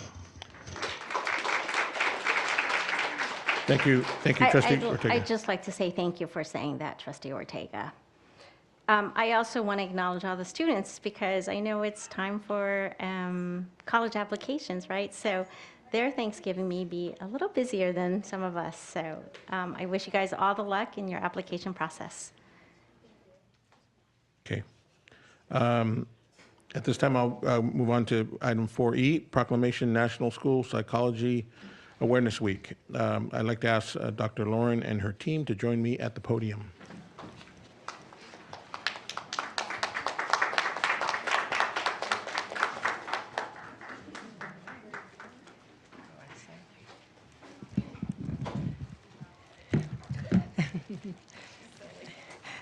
Good evening, Board President Ledesma, members of the board, Superintendent Gonzalez, and community members. My name is Dr. Lauren Pashor. I'm a special education administrator.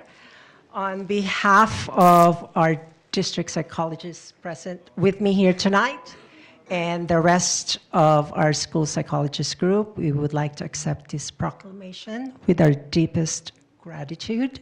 And we thank the board, the cabinet, and Dr. Sue Singh for the support and recognition of the hard work of all of our school psychologists in meeting the needs of our district students. As a token of appreciation, we want to present you with a sample self-care toolkit. Thank you. Sure, yeah. Yeah. All right.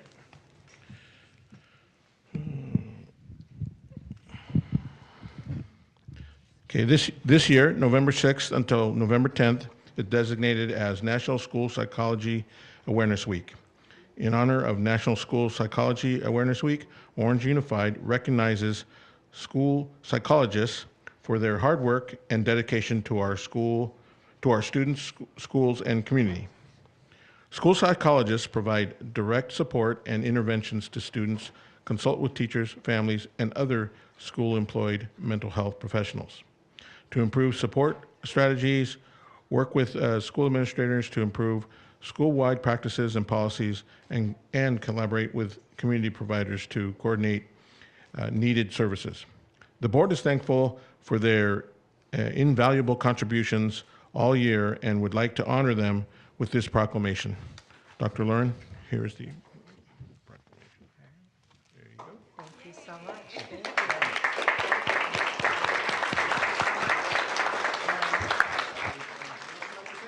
No, that's it. Thank you so much. And we just want to present you with a gift. You want to go over and present them with the gifts? Yeah. And before you head off, I think Kevin wants to get a picture with everyone together. Thank you, Bob.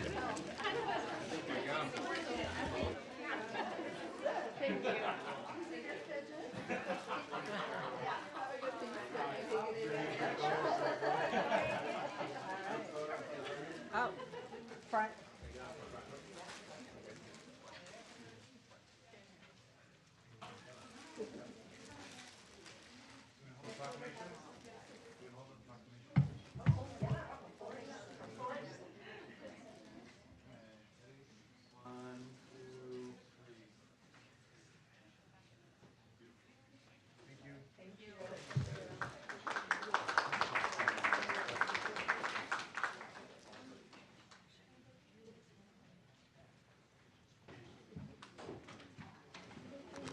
All right. Okay, now we move on to item 4F, recognition, You Got the Edge Employee of the Month recognition. Mr. Gonzalez? Ms. Nib will present on this item. Hi, good evening. Tonight we celebrate our You've Got the Edge Employee of the Month program for November. 2 awards are given each month during the school year to employees who exemplify one or more of the district's core values. This month we recognized Tracy McMillan, teacher at Handy Elementary School, and Lauren Volkin, school office manager at Canyon Rim Elementary School. Both Tracy and Lauren were surprised at their school sites with news of the recognition. They were awarded with a customized OUSD tumbler, gift cards from Schools First Federal Credit Union and the Orange Unified Public Schools Foundation, and a framed Employee of the Month certificate. Additionally, their portraits will be displayed in the external display case outside the boardrooms. We have a slideshow this evening to highlight each of our honorees.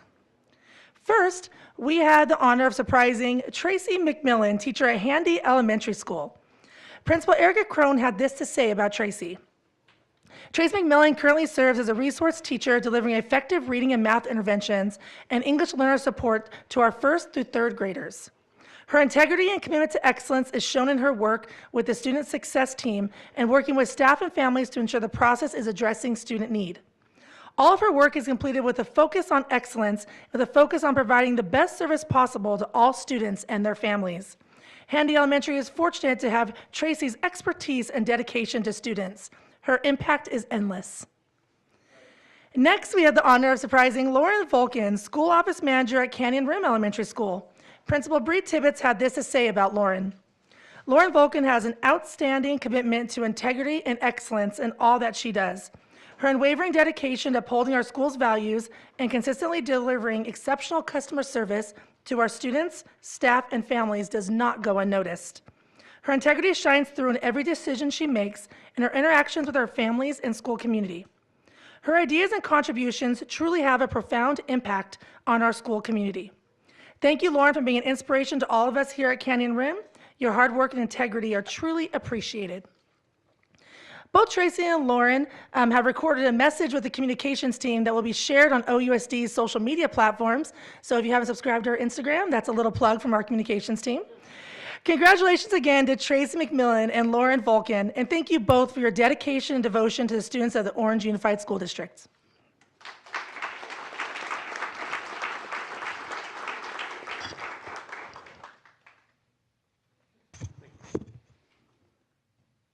All right, we move on to item 5, approval, 5A, approval of minutes. I'll move it. Okay, moved by trustee Minor. Do a second? Will second. Second by trustee Ortega. Discussion? All's in favor? Aye. Aye. All's opposed? Motion passes 601. Okay, public comment? Guidelines. Persons wishing to speak should submit a public comment card prior to the meeting. In general, individual speakers will be allowed 3 minutes to address the board on each agenda or non-agenda item. The board shall limit the total time for public input on each item to 30 minutes.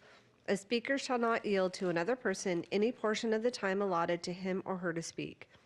The total time for agenda items and non-agenda items at regular meetings shall be 30 minutes.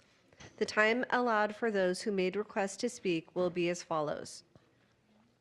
1 to 10 speakers will each be allowed 3 minutes. 11 to 15 speakers will each be allowed 2 minutes. 16 to 30 or more speakers will each be allowed 1 minute.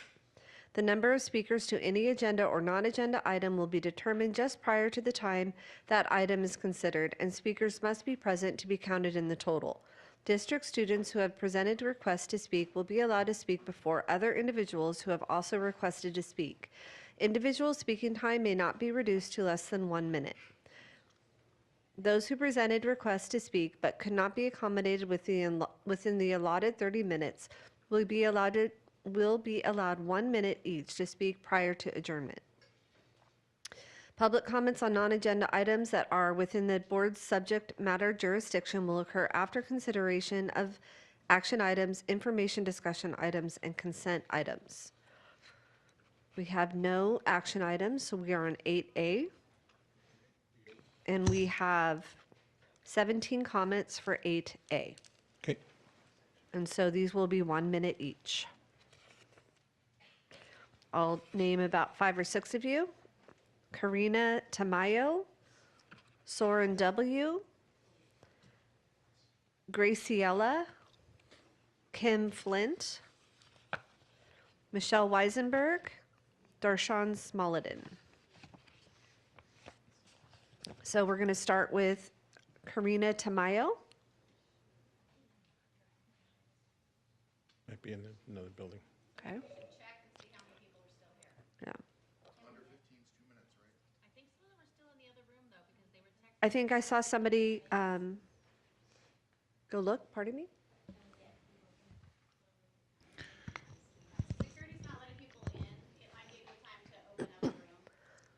All right, so if we could have direction Mr. on that? Gonzalez? Yes, Mr. Angel is, Mr. Angel's getting people from the overflow room Okay. to fill the empty seats, but also we need a few minutes to get those people in the overflow room Okay. to make their public comment. But if there's any on that list that you That are already mentioned here. that are already So here, Soren- we may want to take them while we wait for the others to travel. No, Soren? I'm. Graciela, Kim Flint, Michelle Weisenberg, come on up.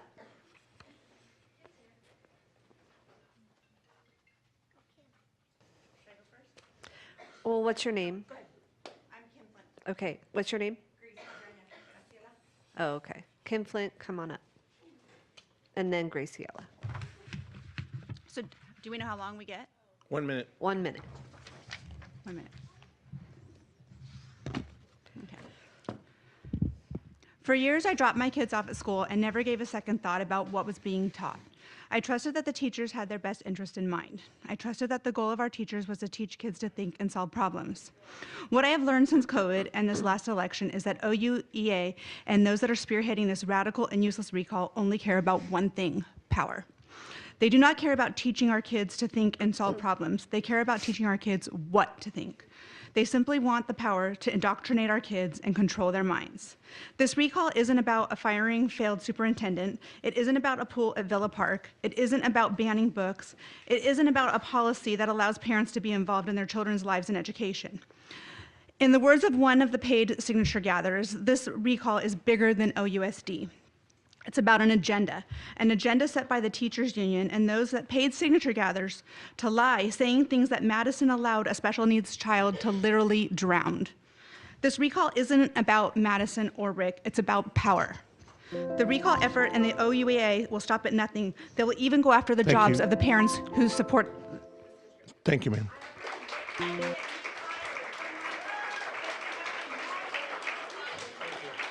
Okay, thank you. Thank you. Thank you. Please sit down. Please sit down. Thank you. Graciela, Soren Please, W., Karina Tamayo. please, hold on. Please line up. Thank you. Okay, go ahead. Good evening. My name is Graciela, and I'm a parent of a student in OUSD. I support the recall because the parents' rights you say that you protect are not everyone's rights. You're supposed to be here for all OUSD students. If you're not here for everyone, then you shouldn't be here at all. Vote yes on the recall. Next speaker. Soren.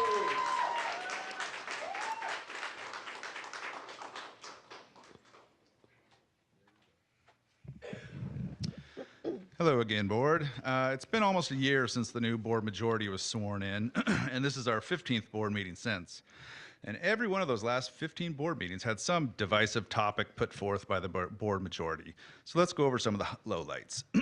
Firing our wonderful superintendent for no cause, hiring John Ortega's buddy from Idaho as a temp superintendent, shutting down our online library for no cause, not even starting a superintendent search for 8 months, John Ortega's vanity pool project, Madison's multiple anti-LGBTQ policies, approving a lease for a failed charter, and now OCCA, Madison's School of Choice, wants to take over Esplanade. Nothing they do has helped our students. It's all been political grandstanding. Which brings us to the recall. Our community wants the recall. So please volunteer, donate, and vote these people out in 2024. Karina Tamayo, Michelle Weisenberg, and then Darshan Smolodin. Go ahead. Karina, Yeah, I thought she was here. Is she? No, not here yet. not yet. There's people coming in, so. Can you go Go ahead? ahead. Okay. All right. Hi, my name is Michelle. I am an OUSD parent. I am an OUSD former educator. I'm a taxpayer. I'm a homeowner, and I support the recall for many reasons. We're not radical. These are all middle of the road reasons. We don't want fiscal waste. We want all of our students treated equally with respect. We want all of our students to have the same opportunities as each other. And we want to see ethics and integrity within our school board members, and that's something that we haven't been seeing. We see lies coming from the dais, and we see people lying about lying coming from the dais. And that is why we need this recall, and that is why we hope that you will get it on the ballot on March 5th, and that is why we are OUSD. I support the recall. Darshan, come on up. Yeah. And then is a Karina Tamayo in the room yet? Okay. Jolynn and then John Sanks. Good evening, board, community. I just wanted to thank, first of all, I wanted to thank our community for signing both of the petitions in less than the time allotted. One of the reasons why we did that was because we wanted to save the community as much money as possible while still purging our board of this infestation. So what I would like you to do today, I know that this is a information only item, so I assume that means you'll be taking no action. I want to make sure that it is clear that no action means that the ROV will be setting the date of the recall. There's nothing you can do to stop it. I mean, there are, but it won't work. Lies from people who lie all the time will not work in this situation. And I guess, Spencer, I have a question. Do I get to respond to people calling me a liar? Because you called me a liar. And then when people called you out on it, you get to respond. Do I get to respond to you? John Sanks. Jolynn. And after Jolynn is John Sanks and then Bill Klovstad. Thank you all. I just wanted to say some of the reasons why I support this recall, why I helped gather signatures. One that I can point out today is Trustee Ledesma. When people came up today to speak about closed session items, such as hiring and firing, you let them talk about whatever they wanted to about hiring and firing because they were agreeing with your point of view. When I came up about a closed session item and tried to talk about litigation, I had to know exactly what case and what thing they were talking about. It just seems like this is a perfect example of your tendency to allow people that you agree with to talk and not others. And we all know the reasons why we are supporting the recall of Madison Minor, the things that she has done and said. And when we say that there's connections between OCCA and the recall and there might be funding reasons, the reason why we have that backing up is they're the same people. If you look around, it's all the OCCA people with the no recall signs. Thank you. Thank you.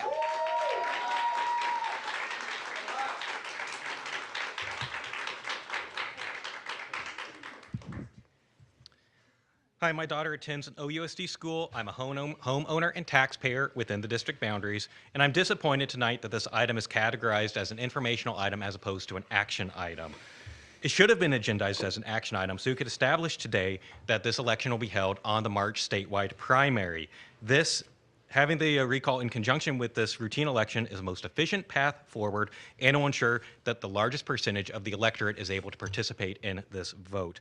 I look forward to March when the recall will provide us with a board that will ignore the outside interests and the politics that have taken over this board. It will be responsive and accountable to the local parents like me and will serve the kids in this district. Vote for the recall in March. Donate to the recall now. We are OUSD. Bill Klovstad. Bill Klovstad. And then getting ready is Rachel Davis, Jen Backoff, and Lori Kaler. Good evening, President Ledesma and trustees and superintendent.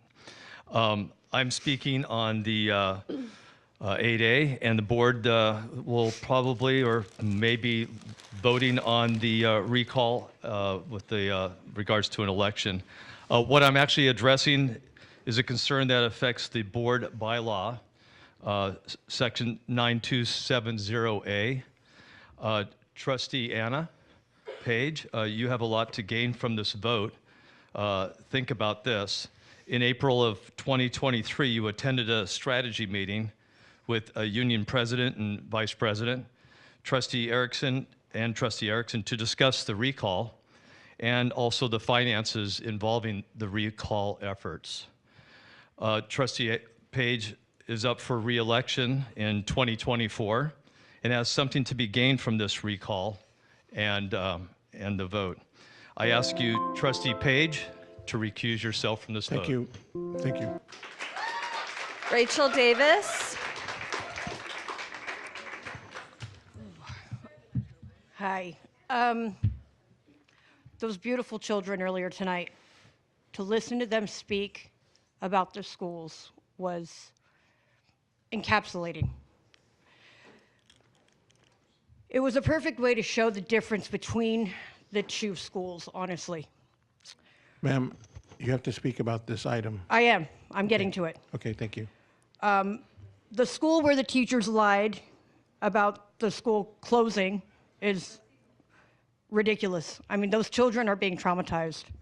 But it just shows you how they're willing to lie in regards to getting what they want, just like they did to the parents during the recall. They lied to people about what the recall was about, what these people had done, and why they were recalling them. So if they're going to lie about the school closing, the recall, and everything else, then that kind of means that they lie about anything, right? I don't want my kid being taught by liars. Get your kids out of school. Thank you. Jen. Is there a Jen back off? Okay. Lori Kaler, Rosa Otero, and then Colleen. The radical recall is being heavily funded and backed by the teachers union. Greg Goodlander, the president of the teacher union, OUSD, called parents enemies in the planning and funding meeting by the recall, which was held off site away from the public, and denies it today, even though it's on film. The teachers union executive director, Roger, is on film saying that they are funneling money from multiple organizations to fuel the recall. The money is coming from the California Teachers Union. Not even the teachers of our district could fund all this money for a radical recall. This is not grassroots, as they claim. This is going to cost the taxpayers an additional $500,000 on top of the millions we spent on the 2022 elections. The recall was initiated based on the accusations that there was a Brown Act violation. Trustee Erickson is the one who violated it per the DA investigation and continues to do so. The recall are blaming trustees Minor and Ledesma when it should be Erickson being recalled for the actual violation. Trustee Anna Page must recuse herself from voting since she has the financial gain. Thank you.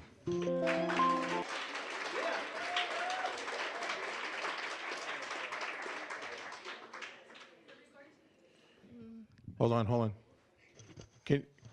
Try it again. There you go. In regard to the recall signatures gathered, and having read the petition myself, so I understand that there was several items that were actually lies, straight out lies. Madison pushing religion in schools, wasting millions of dollars. These are actual lies. I stood beside many of the paid recallers, one who said Madison approved the $60 million pool. He says, oh wait, 40 million. I said, how was it approved? This it hasn't even been voted on. I also stood beside someone else that said, can you please do me a favor and sign this petition? And I said, he says, these are woke people. And I said, what? I know them personally. I said, no, they're not. I said, who are you? Where are you from? He said, he's from Chicago. I'm getting paid per signature. Can you please help me out? That's who the recallers got to help out. So if you guys have to lie to get signatures, I know that our voters are much smarter than that. Always remember, it's darkest before dawn. We will vote accordingly. Colleen. And after Colleen is Anita Hewins, and then Florida. Hi, I'm a concerned citizen, parent, taxpayer, voter, homeowner here in this district, and I've been appalled to watch and experience the underhanded ways and outright inappropriate actions on the part of the recall signature gatherers. I've witnessed them violate the California Election Code 18600 that states willfully and knowingly circulates, publishes, and exhibits any false statements or misrepresentations concerning the contents of the petition, which they did every time they lied for signatures, and even paid signature collectors were filmed making fraudulent statements about Miss Minor and Ledesma. So I was a witness of 3 occasions specifically. One was on July 3rd. I was accosted at Grijalva Park at the gala, and at their table, I was bumped into and told that I was doing what was wrong. Thank you, ma'am. You have 1 minute. Thank you. Anita. Anita.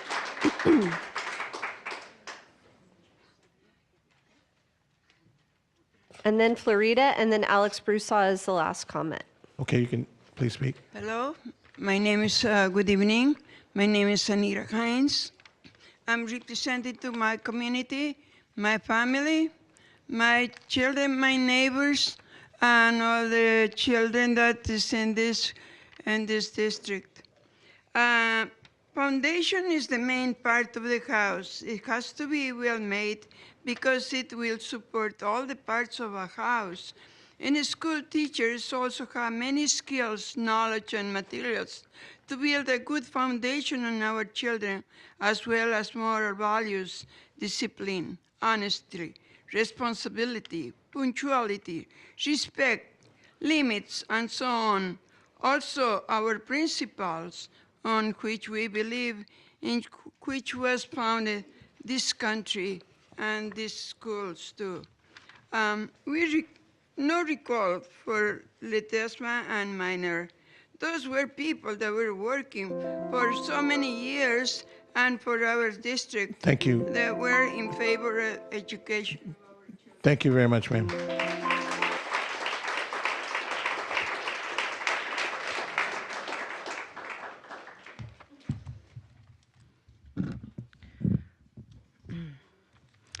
The recall effort for Board President Rick Ledesma and Trustee Madison Minor represents a step backward from the pivotal adoption of the Parents' Bill of Rights. We will be recalling 2 key trustees involved in the drafting and the passing of this policy. Is the public truly aware of the gravity of the potentially losing 2 anchors of the school board who are protecting your right to know what is going on with your child? The policy is a security against the recent AB 665 bill, which allows an uninvolved third party who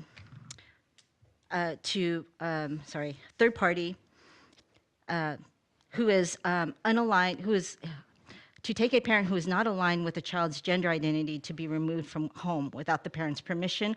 Or this is a violation of due process, the 4th Amendment, and the right to know your charges against you, the 6th Amendment. Please consider voting your voting choice in this recall. Thank you.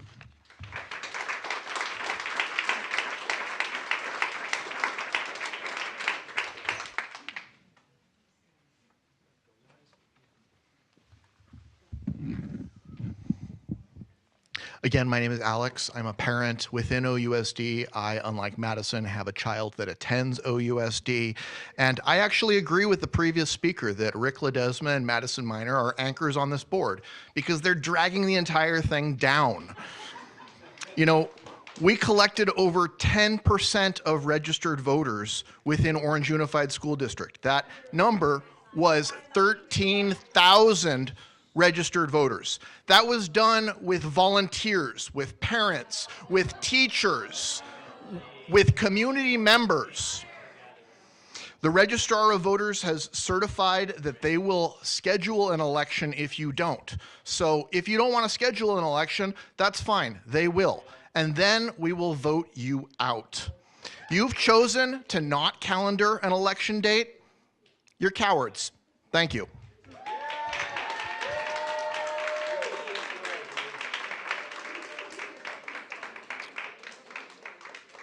Okay, item 8A,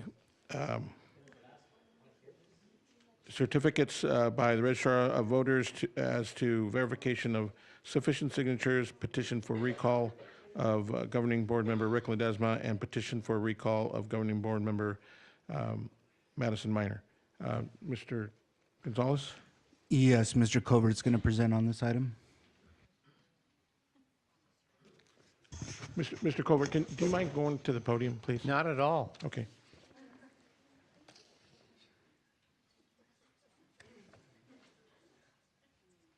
Thank you. Good evening, members of the board, staff, and community. This agenda item is presented in accordance with the Elections Code, and there's several elements to it. In effect, this is a receive and publicize item as it's currently been agendized. The Registrar of Voters follows a strict procedure pursuant to the Elections Code, whereby an analysis is made of the sufficiency of the signatures, which was determined in writing by the Registrar of Voters and provided to the district following the last board meeting. Then the Elections Code specifies that this information will be presented at the next regular meeting of the board, which is this evening.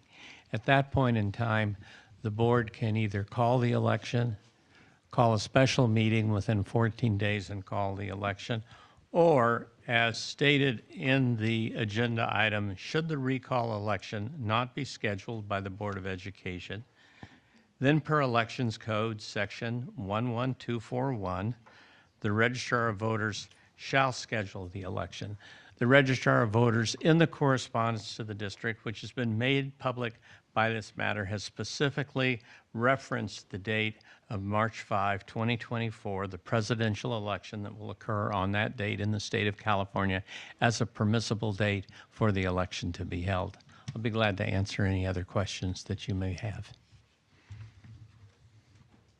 So if we do nothing this evening, can you repeat what happens then? If we do as far as nothing, the election? then as the agenda states in reference to Elections Code 11241, the Registrar of Voters shall call,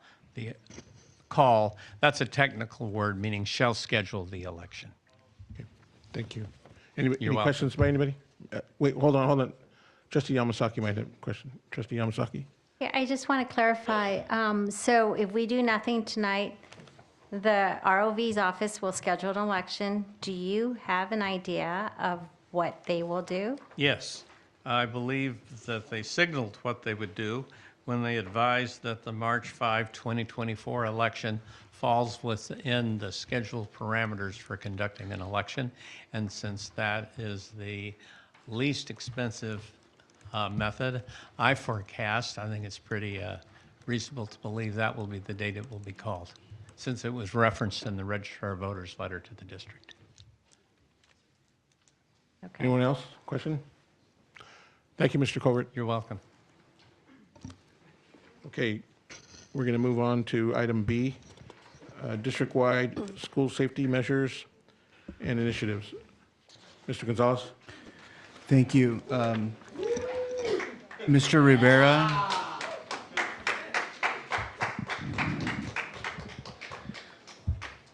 Mr. Rivera and Mr. Angel will present on this item. President Ledesma, Superintendent Gonzalez, distinguished board members and the Orange community. For the last couple of years, we've been working within the district as to how we can create a safer environment for our students. And I'm co-presenting today with Mr. Angel, who's going to outline for you some of the activities that have been going on, some of the work that he's been in charge of, the collaboration that we've had between departments as to how to create the safest environment for our students. Mr. Angel? Thank you, Mr. Rivera. Good evening, President Ledesma, esteemed members of the school board, Mr. Gonzalez, and distinguished cabinet members. I am Eddie Angel, the Executive Director of Student and Community Services. Tonight, alongside with Mr. Dave Rivera, Deputy Superintendent of Business Services, we are honored to present you with a comprehensive update on our district-wide safety measures and initiatives, from curb to classroom. As evident from this slide, our collective efforts are in alignment with the objectives outlined in our district's strategic plan. Focus Area 3.0, genuine wellness and safety. Ensuring the well-being and safety of all stakeholders continues to be a top priority for our district. The journey began last summer when the Office of Student and Community Services, Risk Management and Safety, Maintenance and Operations, and Tech Services collaborated to conduct safety walkthroughs at every school site across our district. Concurrently, district and school site leaders, local law enforcement, reps, and district families actively engaged in community safety forums. These forums served as a platform to share information about our district's safety initiatives, which also provided an opportunity to collect feedback on key areas such as safety and security, professional development, and student support. After the community safety forums, our district took a proactive step by developing a safety task force. This dedicated group discussed safety concerns district-wide. It's also important to express our appreciation for the contributions of our community partners who have been instrumental in strengthening our district-wide safety measures and initiatives. In fact, today our district leadership team participated in a tabletop exercise at UC Irvine, simulating an active shooter scenario within the context of Fred Kelly Stadium. This session involved several county partners and sparked great discussions about safety at Fred Kelly Stadium. The exercise provided valuable input, contributing to the ongoing efforts to enhance our current safety measures. Special thanks to our partners from the Emergency Preparedness Interagency Collaborative, also known as EPIC. So let's take a look at our district-wide safety measures and initiatives, starting with facility safety enhancements.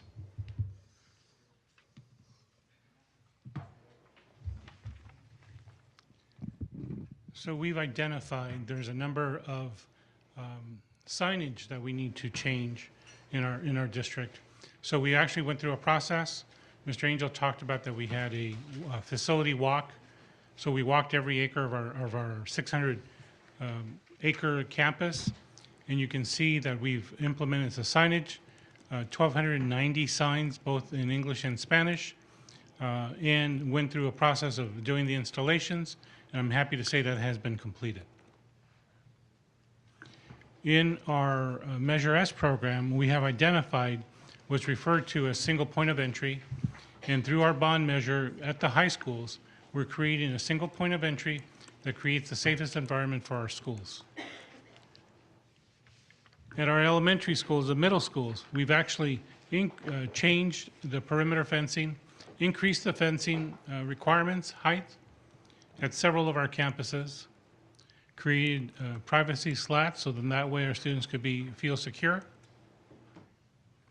And also looking at the numbering scheme, the numeration scheme of our campuses, so then that way it could be easily seen by our police and fire department. Also, our Knox boxes. This is when our first responders come to our campus. We've been collaborating with them to make sure that we have the most current access, and that access is going to be completed later on this year.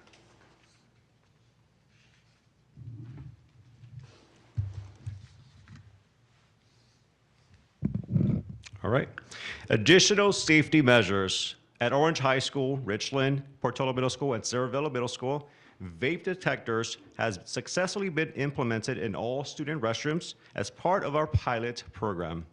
These detectors are programmed to instantly alert our administrators through text messages or emails upon detecting any vaping activity. Lock blocks have been installed across all campuses, including the district office. Engineered to have a swift release, lock blocks provide a quick and effective means of securing doors, whether at the end of the day or in response to any emergency situation. Additionally, a number of school sites will partake in the pilot program for access control systems.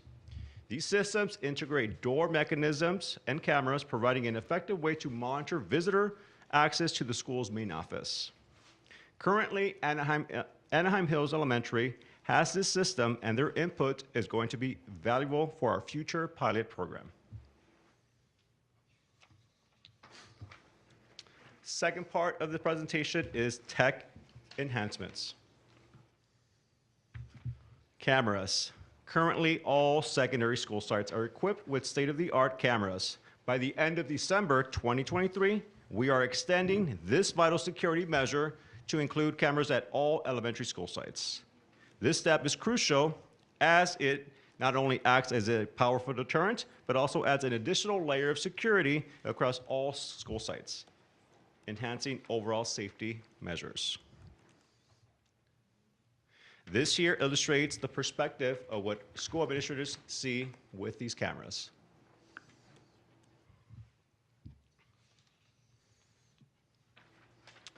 Visitor management system and employee badges. Our district has introduced the Raptor management system as a proactive measure to bolster school safety. This system effectively oversees visitors and volunteers, contributing an additional layer of security to the management of incoming and outgoing individuals at all school sites. District employees are also issued official badges and are mandated to wear them while on district property.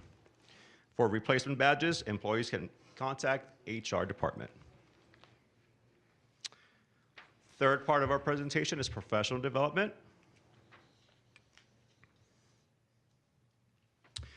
The Office of Student and Community Services has collaborated with local partners to enhance professional development opportunities for our entire district staff.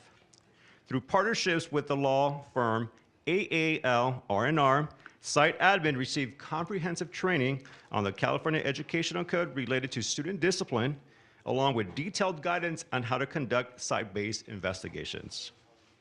In addition, in collaboration with Knowledge Saves Lives, we conducted emergency response training for all certificated and classified personnel district-wide. This training aimed to enhance the safety preparedness of our staff and provide them with essential knowledge and skills to respond to any emergency with confidence and appropriately. Local law enforcement was also in presence. Furthermore, in partnership with the Orange County Department of Education, a 3-day crisis response training was organized for all school psychs and counselors in an effort to develop uniformity for crisis response across our entire district. The commitment of professional development is a cornerstone of our efforts as we work to strengthen our safety and security measures. Next steps. Currently, the Office of SES is collaborating with OCDE to conduct training for site admins on school threat assessment. This training will provide admin and their teams with the tools to be able to assess immediate threats at their school sites. The timeline for this training is currently under consideration.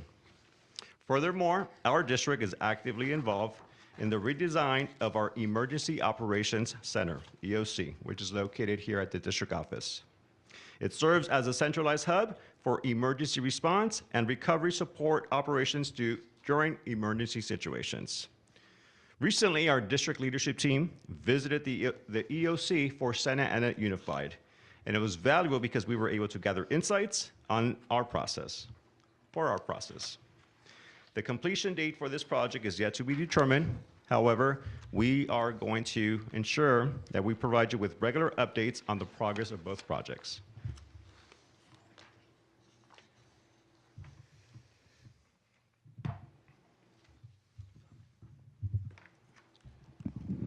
So you've heard the comprehensive process that we've gone through, the commitment, the collaboration between departments at all levels, but there's also a commitment to funding these projects. So the dollars that you see listed up here are monies that have been committed and monies that have been spent. We're also going to be bringing to the board at the next meeting. We've met in cabinet and had a budget stabilization summit. We've identified that we need to increase our contributions for health, life, safety matters. And we're going to be bringing to you recommendations. So this is not only a one-time commitment, but there's an ongoing commitment. So that way we can make sure that we have the resources available for the schools that when they need it. We'll be happy to answer any questions you may have. I had a question. So, for example, I see perimeter fencing on here. Villa Park High School, I know you can just walk kind of right through the locker easements. I don't know what else to call those. Is there going to be some sort of fencing at the beginning of that building, kind of where you can walk underneath the building, or where? Yes, that's being planned right now. Oh, wonderful. Okay, thank you. Trustee Page? Thank you for the summary. I know we've been having a lot of these discussions for a long time, so it's nice to see a lot of it come to fruition. So thank you for your dedication, and I know leading into the summer of all the trainings of our thousands of staff was a huge feat. I was curious about the timeline of the safety task force. So I know it initiated out of the community forums, and are they going to continue on, or was that kind of the conclusion now that you've had these outcomes? Yeah, so all of last year we did monthly meetings with our task force. The plan is to, after winter break, to bring that back. Okay. And then the cameras that you showed, where will they be placed? Is it mainly hallways and like student grouping areas? We're going to work with our consultants in IT on the placements of those pieces of equipment to make sure that they are properly placed and we get the most utilization from them. Okay. And will someone be looking at like the back end of the cameras, or are they going to be recordings that administration can then go back and look if there's an incident? I think they're both set up for both features. Okay. Those were all my questions. Thank you. I have a question. Trustee Yamasaki? Thank you. I'm going to jump on what Trustee Page said about the cameras. My understanding is there's no one actively watching the videos. They are recorded and they are viewed when there is an incident or something needs to be watched. Is that how it is? Or is there active watching? I just want to get a... So at the high schools, we do have one of the assistant principals who is monitoring the cameras. Okay. And how often are they monitored? Like during breaks or? Any opportunity they have when they're in the office. Okay. I'm just concerned about privacy too. I wanted to make sure that students aren't watching. Are they placed, these monitors are in a secured location so students don't have access to it? I am also concerned, is there any way outsiders can hack into these monitors, or is there a third-party company that can view these videos? To this point, we have not had any incidents of third parties hacking into our system. Okay. Additional details about the security could be provided to you in a Friday letter by Tam and his team, Tam Nguyen. Okay. Yeah. All right. I understand some of these things. Yeah. Are. He's our expert. Okay. I also wanted to address the fencing as well. I know at Kenyon High School, I'm so happy to see that there's a single point of entry prior to Measure S. It was pretty much an open campus. Anyone can walk on it. There was really no barriers for anyone to get in. And I think they've done a good job with the buildings and creating a natural barrier. But I know that they are still having some access issues down by the pool. They have low fencing that anyone can jump by the parking lot. They go to the pool, they go up those stairs, and they can access the whole. Is there something going to be done about that? Which campus are you referring Kenyon to? High School. Um, In the back behind. No, I'm familiar. Okay. I can inquire on how that's going to be addressed Okay. and get back a report. Because there's a set of stairs that lead from the parking lot to the back of the gym, and I had a couple parents mention that kids can access it that way, because there's just a low fence, like waist high, that they jump. I think that's a good input, and also any other input that we receive, we put it into the planning phase, because even some of the perimeter fencing, some of the privacy slats, and some of the other things, they're in phases. So some Okay. of that has future phases going out, because we can't do it all at once. All right. So we can definitely fold things into future phases of either putting up, new fencing, or raising the height. amount of feet and the height, and then also in terms of privacy slats as well. Okay, thank you. I'm only bringing it up because it was mentioned to me by a parent only recently, so, We appreciate the feedback, so then that way we can address the concerns. okay. And then the Knox boxes, what are they? I mean, you mentioned it, but I'm not exactly sure how they work. Yeah.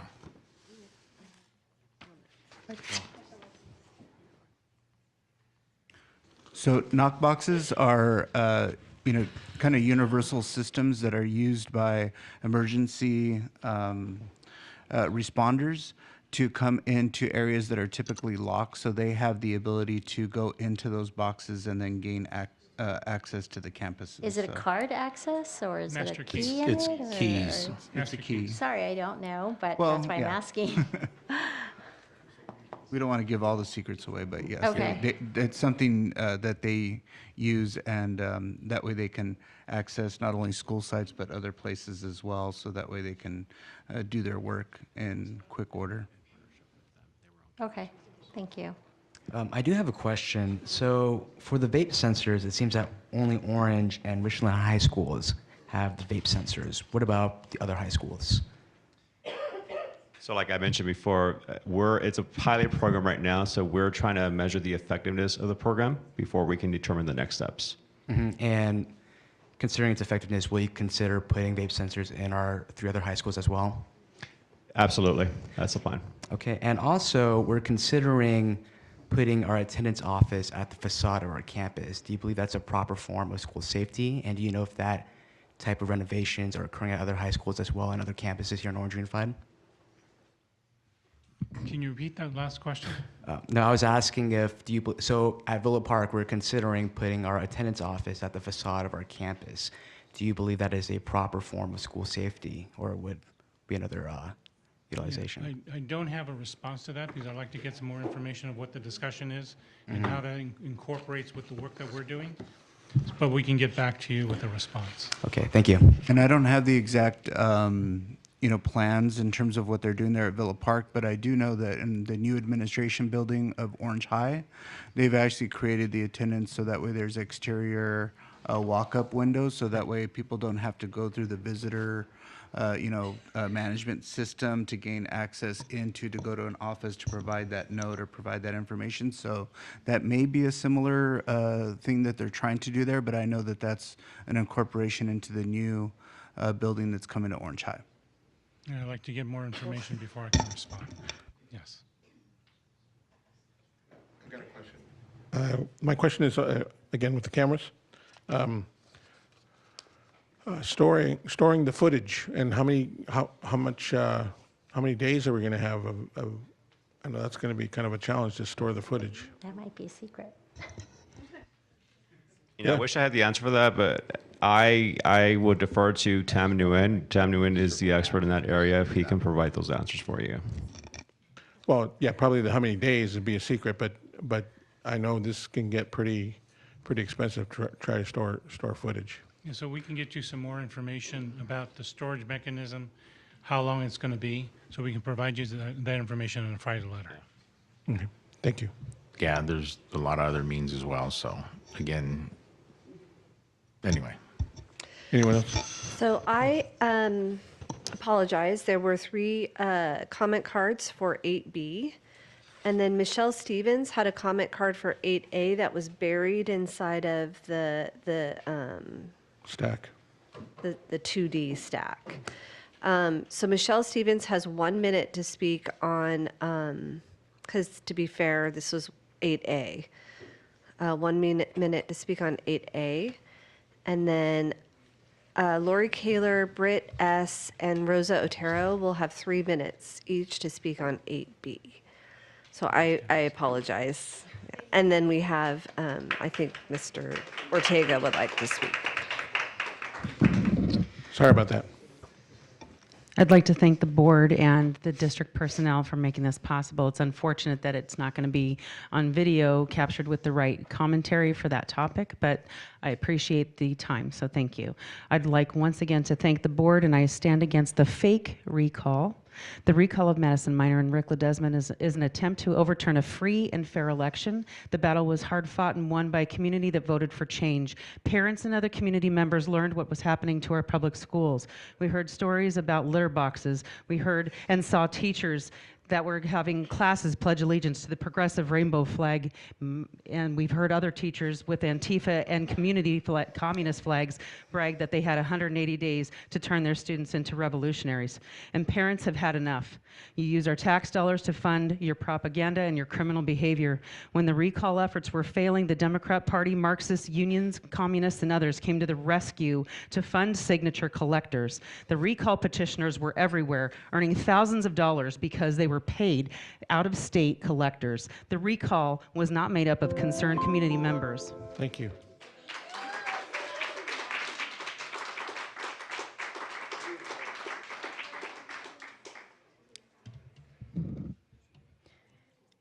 Trustee Madison Minor is the only board member who has contributed to the safety of all campuses.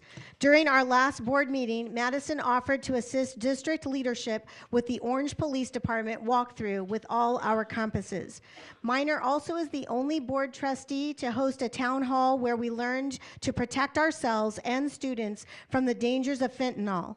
There was an initiative for all students to be protected with the parental notification policy as it protects all students' safety. It was Madison and Rick who are up for the recall, who proposed and passed the parental notification policy on September 7th. All the while, the board minority abandoned their posts that same meeting so they wouldn't have to vote on this policy that contributes to the protection of students and the campuses. We are worried about what the teachers union has been doing to jeopardize the safety of OUSD. Prior to the September 7th board meeting, the teachers union via Greg Goodlander, president of the Orange Unified Teachers Union, instructed the schools to lock away records away from parents to hide their gender identity from them. This was done via OUEA email communication. Whose interests are they protecting? The students or the union? Thank you.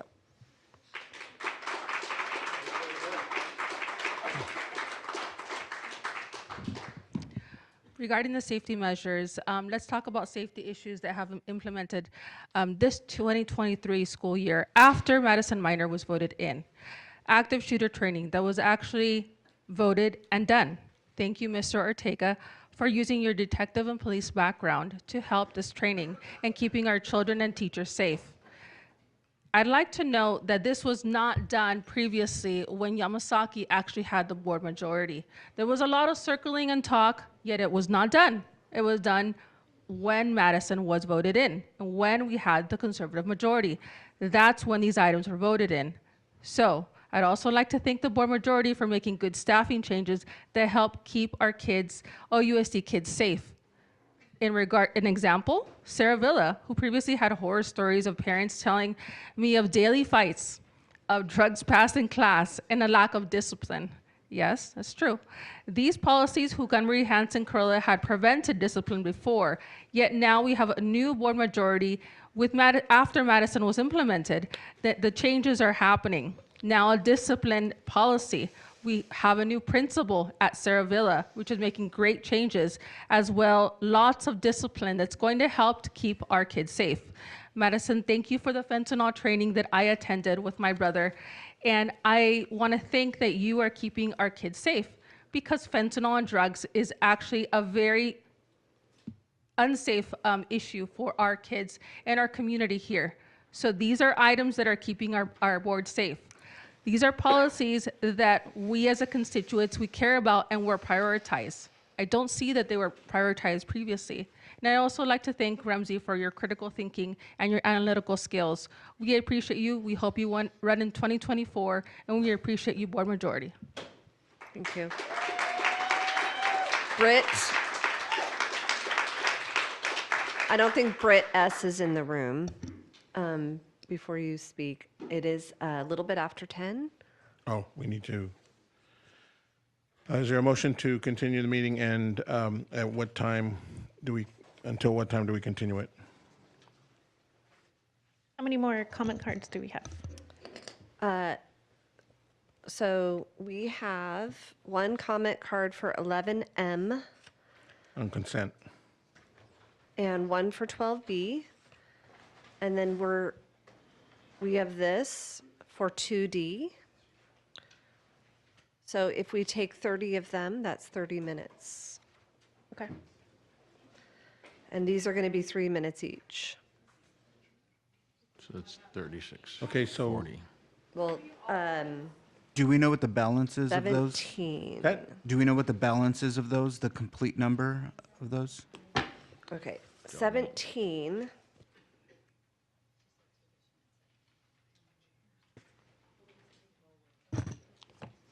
One, two, three. We have 9 for 17.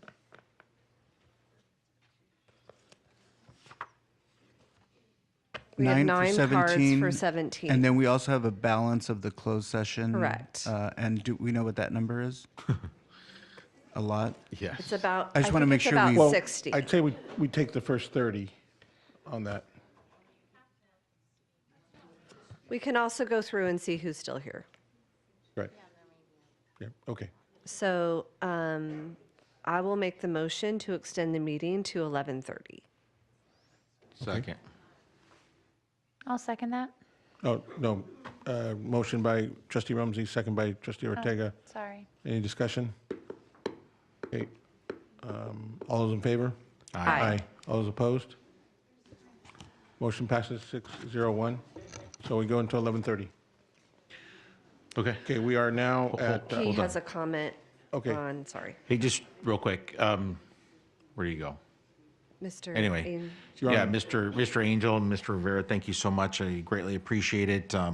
This has been a long conversation that I've been having for several years, and now it's coming to fruition.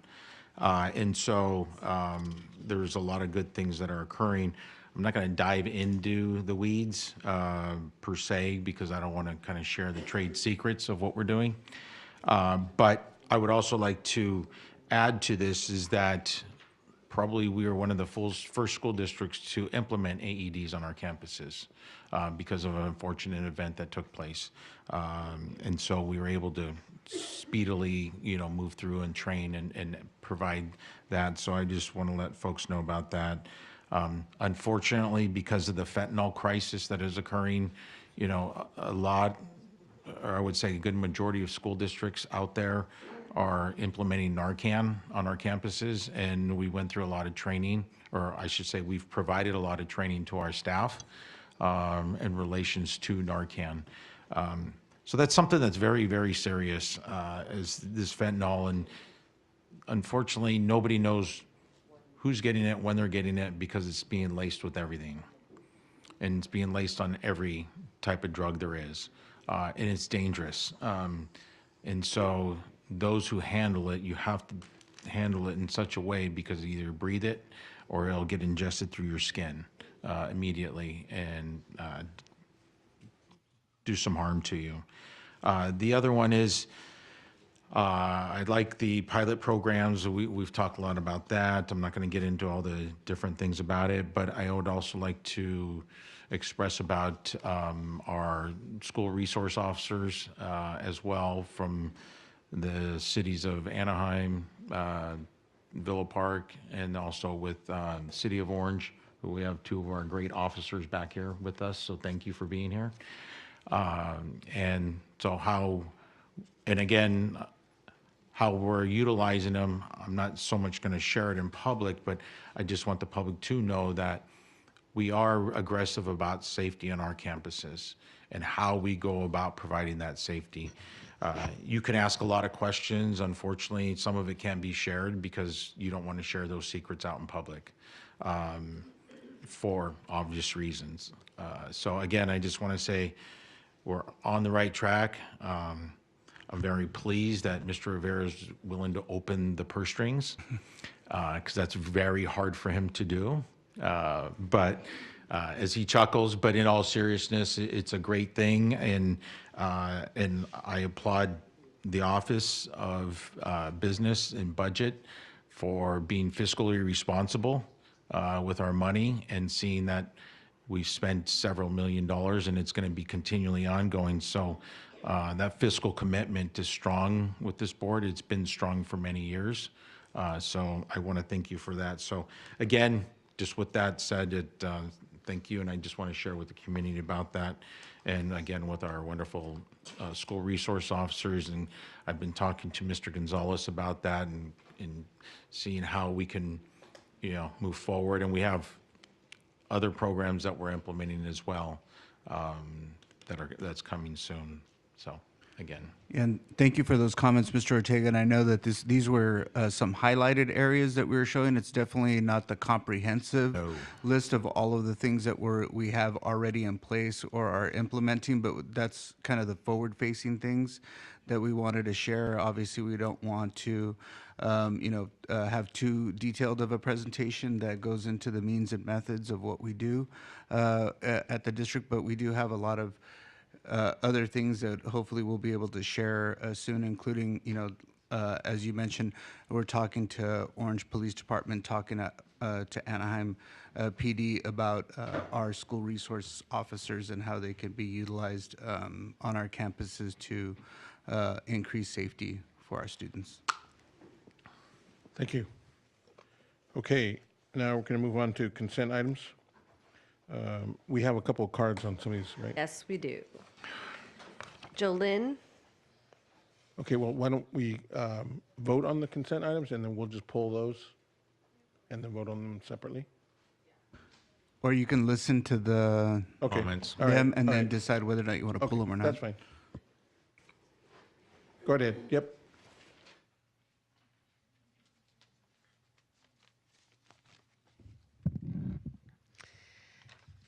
So today, thank you for letting me address the board. I am talking again about the amended agreement that for legal litigation services with the Liberty Justice Center. For a recap, this is the firm that offered to represent us for free against litigation that we'll have upcoming by putting in the policies, the anti-LGBTQ policies the board chose to enact. And again, I must state, it seems like just bad form, bad planning to go into a plan where you know you're doing something that's going to run afoul of the law. You could wait a year and see how the court cases come out, or you could go ahead and get a free legal firm, and when you lose the case that a party brings against you, you'll be responsible for paying the attorney fees for that party. Their cleared up cost of litigation is very clear that if the other party is awarded attorney fees, they do not cover that. That comes out of our district.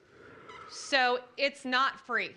It's free to go and fight it, but when we lose, it's going to cost the district money in a fight that we don't need to be having.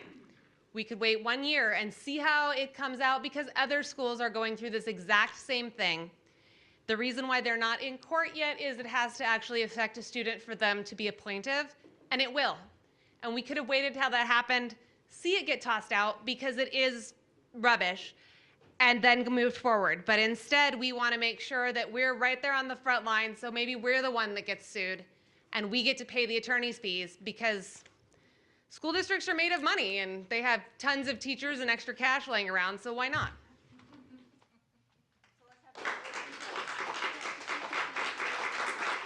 All right, so I called Britt S. earlier for another item, but Britt S. has one for 12B.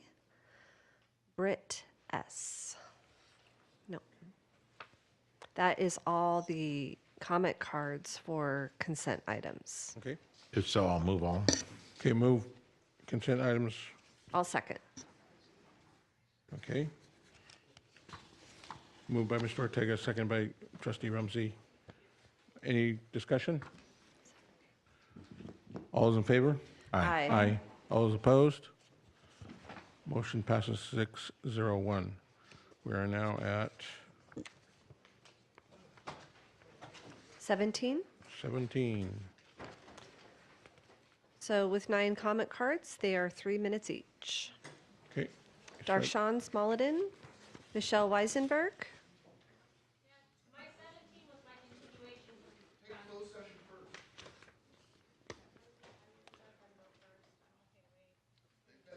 You can Quick comment. direct me on, are we doing 17 or are we doing closed session next?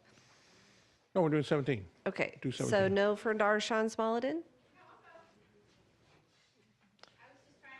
And then what about Michelle Weisenberg? Okay, and then after that, Joe Lynn? This is 17.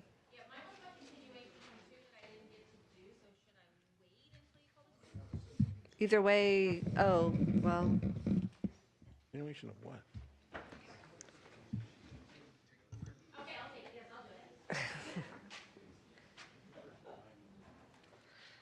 I don't know where you are in this pile, so. Okay, the 17 is non-agenda items, right? Correct. Okay, 17 is non-agenda items. There's 9 of them, 3 minutes per speaker. The other ones having to do with closed session, we're going to take the first 30, 1 minute apiece. Okay, please continue. Good evening, board. My name is Darshan Smolod, and I'm a parent in the district, homeowner, taxpayer, all of that. I actually wanted to address Madison. So as everyone knows, and we keep bringing it up, one of the things that we've been doing to try and increase transparency with this board was to do public records requests. I'm going to say it bluntly. Madison, stop harassing our staff. The witch hunt that you went on when, and by the way, there's a song.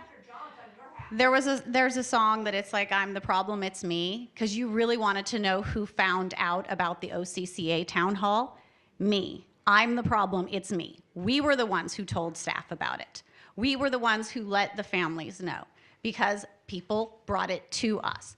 So the email asking for all of Dave's emails and then finding out, oh, it wasn't Dave, it was someone else, and then harassing that person and asking for all of their emails, it's not okay. And the reason I'm bringing this up is because you got a different email that had some, which I actually have questions and we'll be talking about that later. It had unredacted emails, and then Madison the very next day turned around and wanted all correspondence with those parents in the district with the district. I want to be able to email my child's math teacher without feeling like you're gonna get your hands on it. Leave our staff alone and leave our parents alone.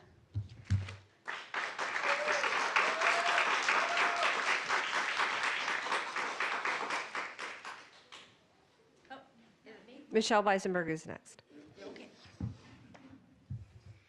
So I'm going to do my 2D speech right now because I get longer. I don't doubt that the OCCA students and parents love their school and would like it to expand. They all sounded like they are enjoying their time, and that's great for them. But why should their needs, where many of their students don't even live in OUSD, take precedence over the existing residents?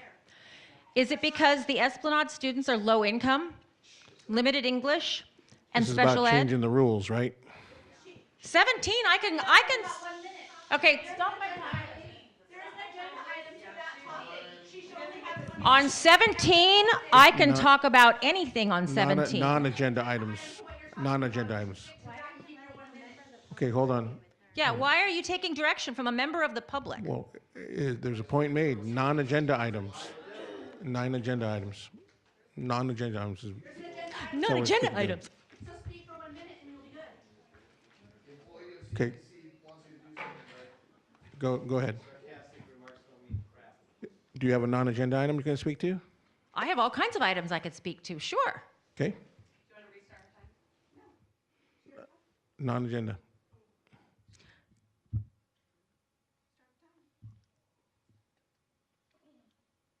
I don't even know where to start because there's so many things I would like to say. So I'm going to leave it at this. Please, ma'am, just non-agenda item, please. Your two sets of rules for the different people who are in this room is despicable, but we see right through you. This is why you are being recalled. This is why we didn't just get the minimum amount of signatures. We got 15,500 signatures for you. That's more than 13,046. They were not fake. They were verified from the registrar of voters. There were 300 volunteers from our community that came out, Please, please. This is an agenda item, too. This isn't an agenda item. I'm not talking about the recall. I'm talking about you. This is about you. There are 300 people who see through your lies and your disdain for the members of our community, for the people who sit next to you on the dais, for the most vulnerable members of our student bodies. We see through you, and we have collected far more than enough signatures, and I'm telling you that this is because of your actions.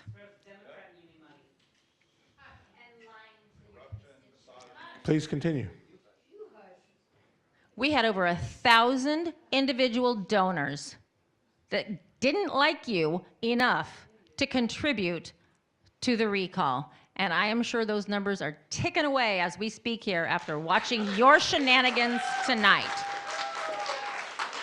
So if you're watching this meeting and you've seen the way he's behaved, please go to ousdrecall.com and donate. Jolyn? Okay, next card, please.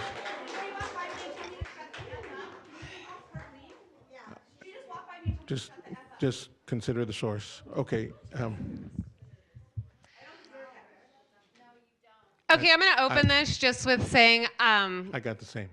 again, this is going on again about how you have two very different sets of rules for people. There's commotion where people saying, boo, I don't like what a speaker that you agree with is saying. I'm going to clear the room. I'm going to clear everybody out of here. There's a commotion where people are shouting, I'm going to get that trustee. She's the one who did this. Come and get her. And you stand back and go, I guess we should clear the room. I don't know what we should do. You have people shouting from the audience, telling you what to do. And you stop and listen to them. You don't tell them you're going to clear the room when they're shouting over the speaker. The only difference is, if you agree with them, they have one set of rules. If you don't, there's a second. That is mismanagement. The political backing of a school board candidate should be nonpartisan. You have opinions, you have beliefs, but we shouldn't be able to say exactly how you're going to act on everything because it agrees with your party or not. And we can. We know when a speaker walks up here, if they're going to be for you, they get extra time, they get extra allowances. They get told the audience has to be quiet when they're talking. If they say something you don't like, it's a different scenario. And this is why I went out and collected hundreds of signatures. And this is now, I'm going to move on to a little bit of misinformation. People talk about these paid signature gatherers. There were some paid signature gatherers. Yes, there were, because this was so important to us. Did they gather a huge amount of signatures? No. Most of the signatures came from parents and community members, people who cared about our schools.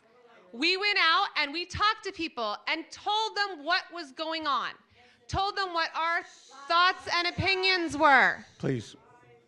Okay, go ahead. We went and told them what was going on, and they signed the petition. And they did that as part of democracy. We have elections. People voted for the people that are in office now because they did not. Excuse me, can you please ask the audience to be quiet? I don't think so, because you guys do the same thing, so. Go ahead.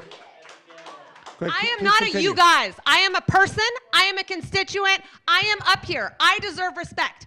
I do not want to be lumped in with a group 1 minute and separated out the next. You need to treat everyone like they are individuals with respect, and that is why you deserve to be recalled. Rick Ledesma, Madison Minor.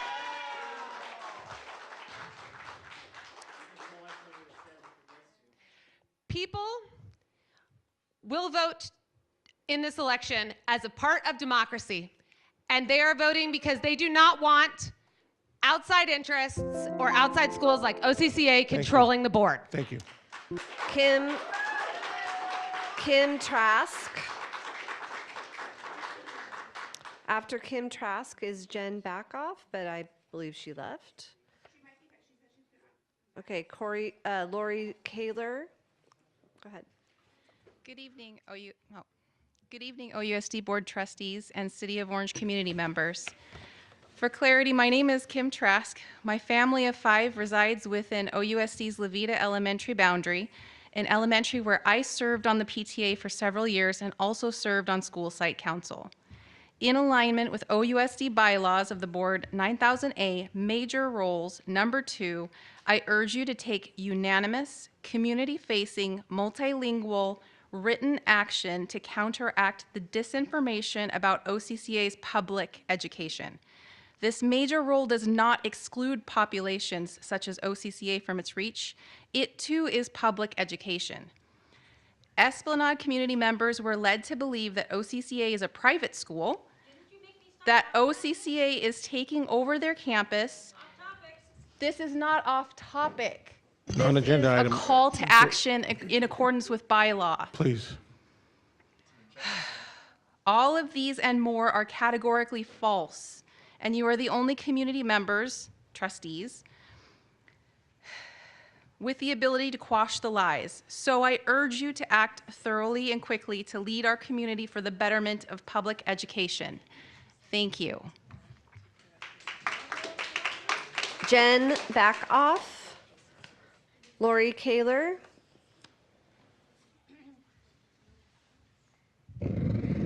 I actually have, oh, before we start the time, I just want to ask, I signed up for a public comment and also for the 2D. So I'm fine with just doing 1 minute of my 2D, if that's okay, and then I could just do another 1 or 2 minutes for the rest. Well, okay. If that's okay. Okay, you're gonna, please.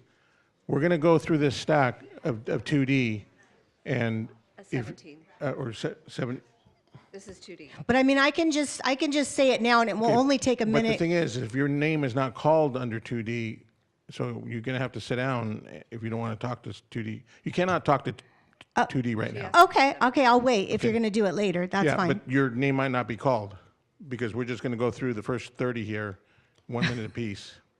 But, Well, other people have spoken on this, so I'm going to go ahead then. okay. I expect that we'll probably be able to take most of the ones on that list because everybody here in the audience is what's left. That's There's no true. overflows in either one of the other rooms. Okay, So that's a good point.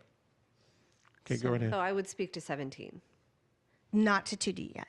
Okay. Correct. Okay. 17. Okay. Well, I wanted to speak on, so many people have been talking about, that they had so many signatures. I was there with those recallers over and over and over, and I heard them, I had it on video, all the lies by the paid people that were out of state and by the people who are in in the OUSD district. And I heard them saying things like, Rick and Madison are woke. They're trying to sexualize kids. Things like that. I heard these things personally. And this is just not okay that people were being lied to. I was standing there, but it's like, okay, well, they look like they're all professional with their shirts and their flag and their table and their signs because they have all this money. And I'm a citizen that's wearing regular clothes saying, please don't be lied to. Well, now we've got our shirts, but they got their signatures. But when people heard what we were for, they said, oh my gosh, I wish I hadn't signed that. Unfortunately, we didn't have enough people that were helping because they were intimidated by the unions. The teachers were being intimidated. Some of the teachers were on our side about this, but they were intimidated. So were the parents, but I would love to help you, but I'm so afraid of what might happen to my kid.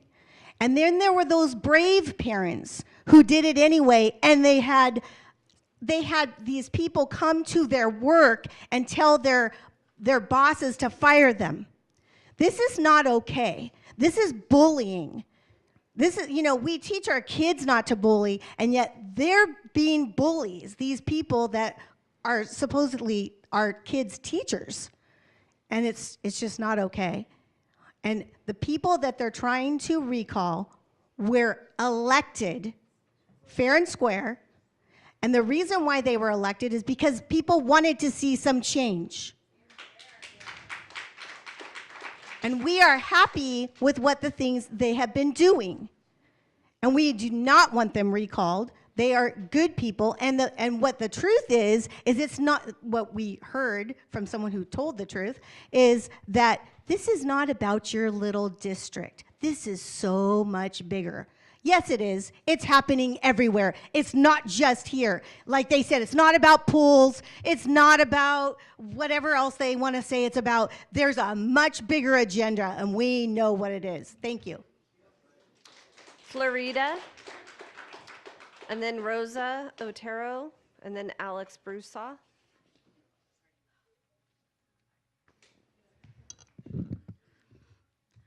I want to talk about academic discrepancies I have found while reviewing educational codes 51930 to 51939 and 51204.5, also known as CHAYA and the FAIR Act. These deficiencies are compliance and reputational risks for our district. Number one, equal instruction and supports for detransitioning youth who are by law covered under the Health Safety Code 151002 that requires that sexual education be free of bias based upon gender and sexual orientation, and the penal codes sections that prevent discrimination. Given the state's stance on gender fluidity, the district cannot deny information or supports for these youth who are in a fluid state between transgender and their birth gender. By law, this group must receive equal protection under the 14th Amendment. Also given the recorded detransition rate of 74% to 80%.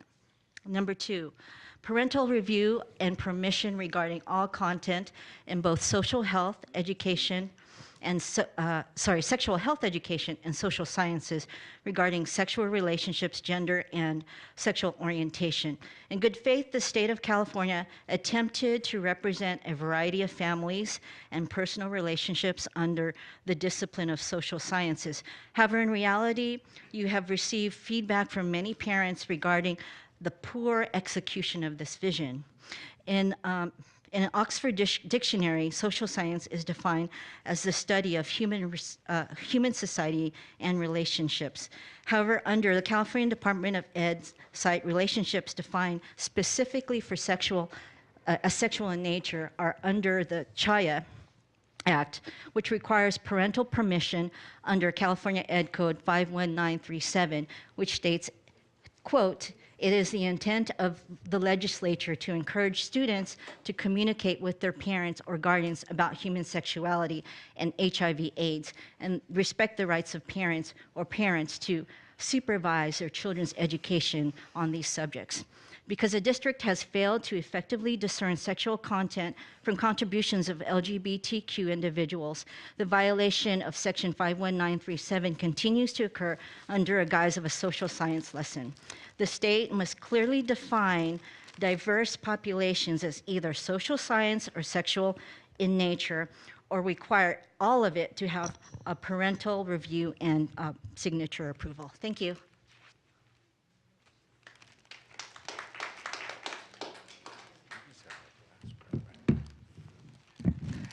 This is for an open agenda item, so I can say, actually for once, what I want.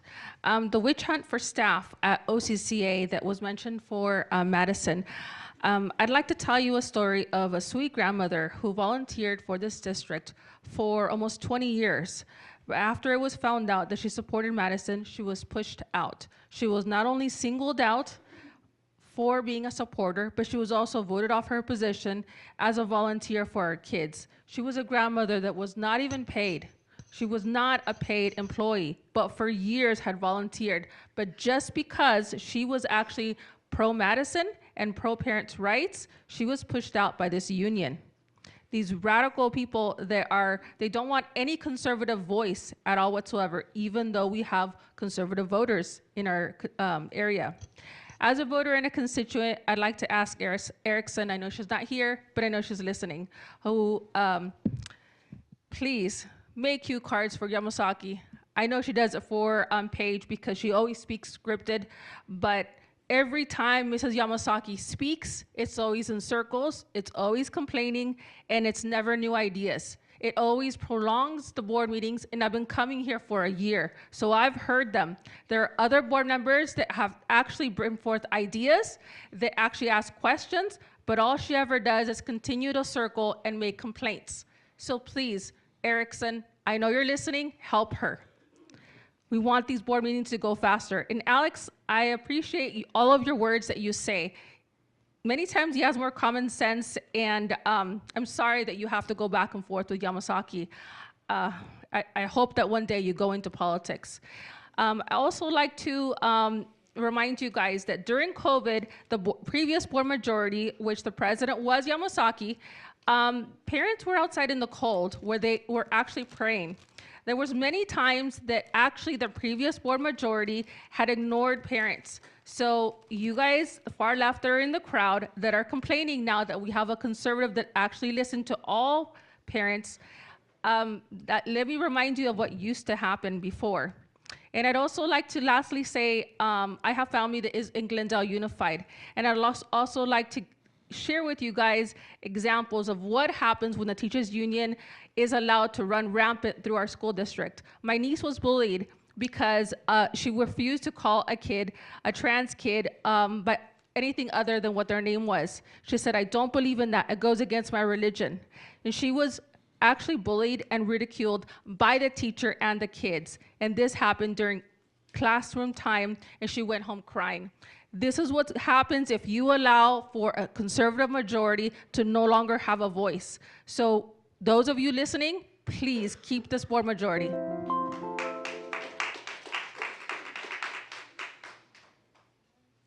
Last one, right?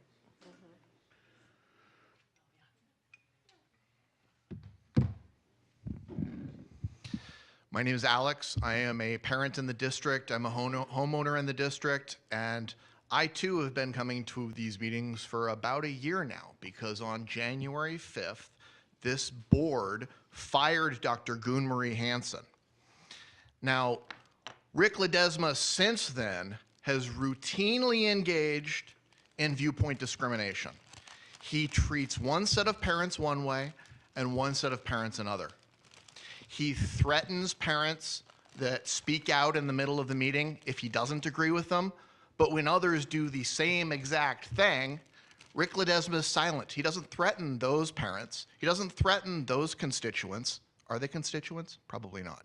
But Rick Ledesma treats groups differently based on whether he likes them or not.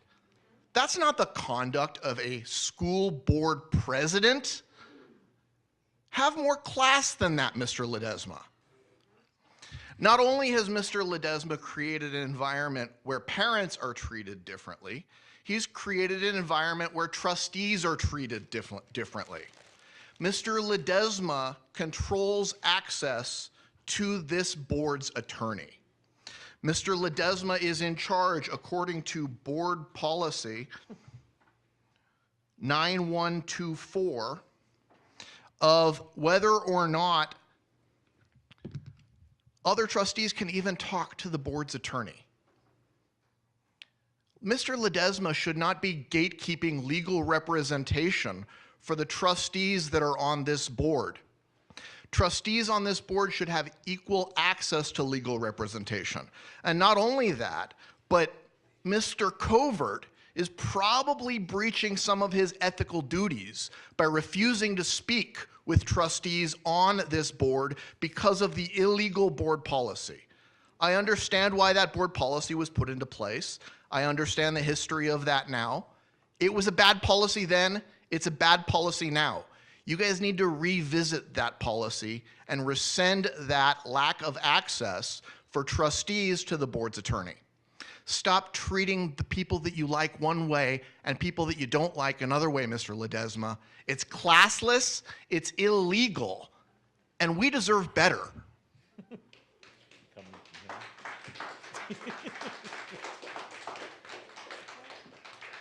Now we talk to. Okay, now we have 1 minute for the first 30 cards, but I'm going to go through to see who's here. Diana Navarro, Martin something, Aracia Flores, Alex Broussard, Javier Orino,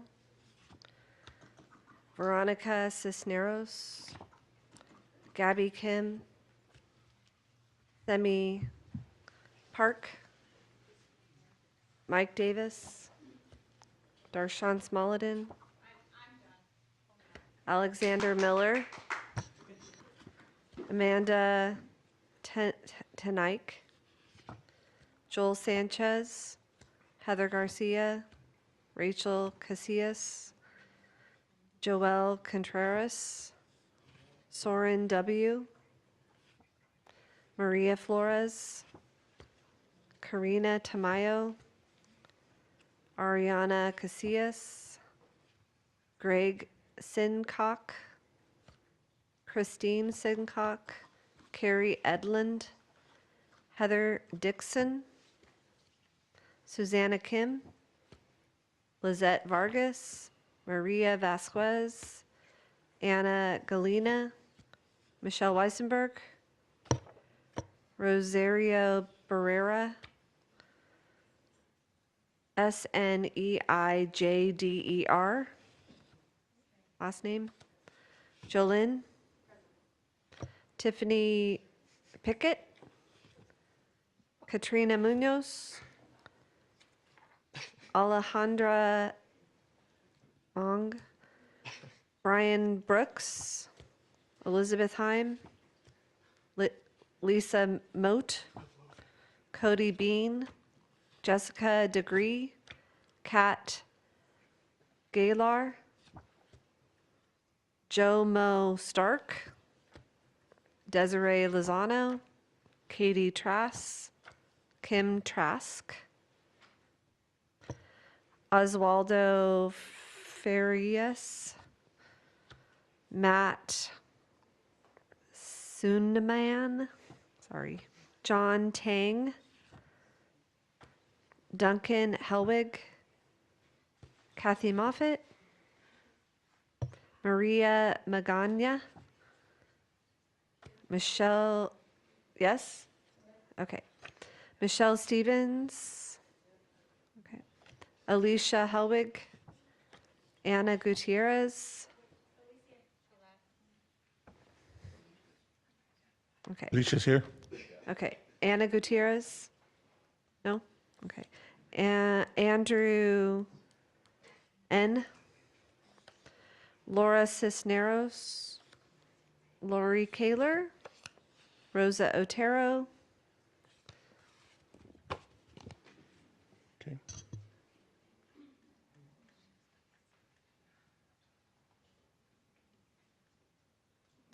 Because we already had 3 minutes on this.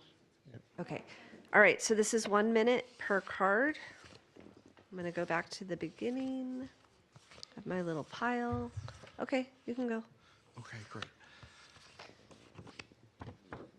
The way Rick Ledesma treats parents differently is seen no larger than how he has treated the parents of Esplanade.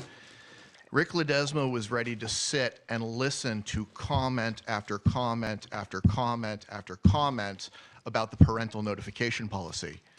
But when it comes to the parents of Esplanade, Rick Ledesma says no more than 30 on the agenda item.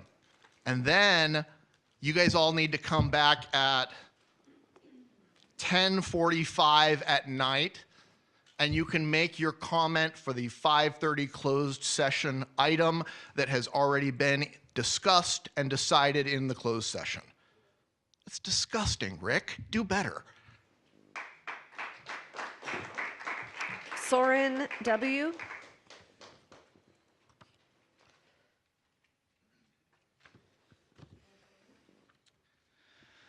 Hello, Board.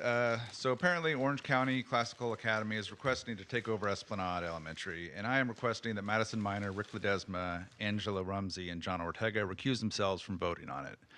OCCA is founded by wealthy political operatives Mark Bucher and Jeffrey Bark. Mark Bucher significantly funded the campaigns of Madison Minor, Rick Ledesma, John Ortega, and Angela Rumsey. Jeffrey Bark also contributed to Madison Minor, and she sends her kids to OCCA. OCCA was not recommended for approval by this district or at the countywide level, but the board members funded by Mark Bucher and his PACs voted for it anyway. Now that charter school that is less than 20% Hispanic wants to displace the families of a local community school that is over 90% Hispanic. That is cruel to these families, and it hurts OUSD. Michelle Weisenberg. After Michelle Weisenberg is Jolynn. Okay. I don't doubt that OCCA students and parents like their school and would like to expand it. But why should their needs, where many of their students don't live in OUSD, take precedence over the existing residents? Is it because the Esplanade students are low income, limited English, and special ed? Is that what emboldens you? Esplanade Elementary is a vital part of the El Medina neighborhood's community. Many, if not most of the students walk to school. The school provides support and programs to the students' extended family members and community. They run a vital food pantry program that is utilized by many local families. It is home to one of only 4 elementary Mod Severe SDC programs in OUSD, and the classrooms have been renovated for that reason. The students and families of Esplanade are no less important or deserving of that school site than are the predicted OCCA students, many of whom come from other areas. To consider ripping apart this valuable part of the El Medina community so that an entity from outside the district can take over the school site is unconscionable and frankly reeks of racism and classism. Thank you. I'm sure. Thank you. Thank you. After Jolynn is Kim Trask. I need to follow behind a taller person. The reason why I'm up here is I really loved everything all the kids had to say. All the kids love their elementary schools, the kids from OCCA, the kids from Esplanade, and that's great. The kids from Esplanade, though, don't deserve to have their elementary school taken away and given to someone else. So if you're not, I've heard people say they're sharing it. We saw that presentation that was so nicely brought up, and it showed that there were 0 empty classrooms. So you are therefore having to move the kids somewhere. Over time, if they want to do a high school, that's going to require more classrooms. Not only are you now moving students, you're moving students that are part of the Mod Severe program. That takes more space. And as we saw, there weren't enough classrooms throughout the district to accommodate that many kids. We have another school, Portola, that might be a good option for them to consider leasing for high school. Thank you.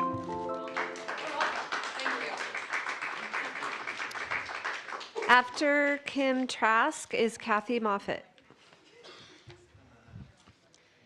Good evening again, OUSD Board Trustees and City of Orange community members. My name is Kim Trask. I recently spoke, so I won't go about my demographics. In alignment with OUSD bylaws of the board 9000A and in reflection of the October 19th presentations for items 8A and 8B, as an OUSD property tax and bond payer, I urge you to approve the property sharing agreement presented by OCCA. The proposed separation of student populations combined with added income for OUSD on a low enrollment, high cost per student campus is prudent for both OUSD and OCCA. In alignment with OUSD bylaws of the board 9000A, I urge you to approve the property sharing agreement presented by OCCA. OCCA is my 8th grade son's best public education option for 9th grade. Thank you.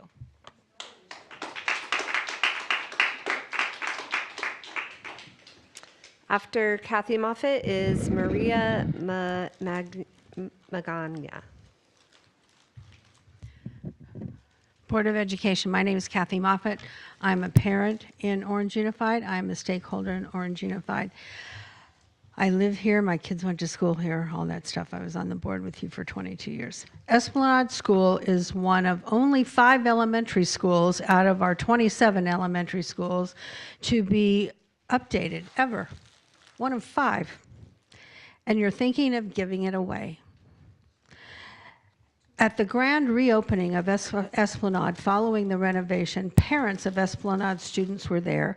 Also there were parents who themselves went to Esplanade School, and also grandparents who had also gone to Esplanade School. Clearly, Esplanade is a community school. It's our school. It belongs to our kids, our school district, and our community. Please do not sacrifice the interests of our kids for the sake of the self-interested money people who paid for your school board campaigns. Mark Bucher, Jeff Barkey, Mary Barkey, among them. Thank you. Thank you. Maria? Maria? Thank you. And then Michelle Stevens.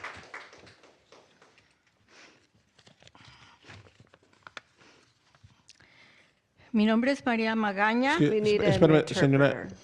Thank you. Okay. Ahora sí. Okay. Mi nombre es María Magaña y yo he sido miembro de esta comunidad por 57 años. Mis hermanas y mi hermano, todos asistimos a la escuela Esplanade y tengo un recuerdo muy grato de esta escuela. Pero yo pienso que han sido mal informados porque no es que Orange County Classical Academy va a quitar o a cerrar la escuela de Esplanade, simplemente que va a ayudar a que puedan tener más fondos, porque entonces Esplanade puede seguir abierta, porque si no tienen bastantes fondos, entonces de todos modos van a cerrar esa escuela, porque no hay bastante asistencia. Entonces yo quisiera que las dos escuelas pudieran beneficiarse y aprobar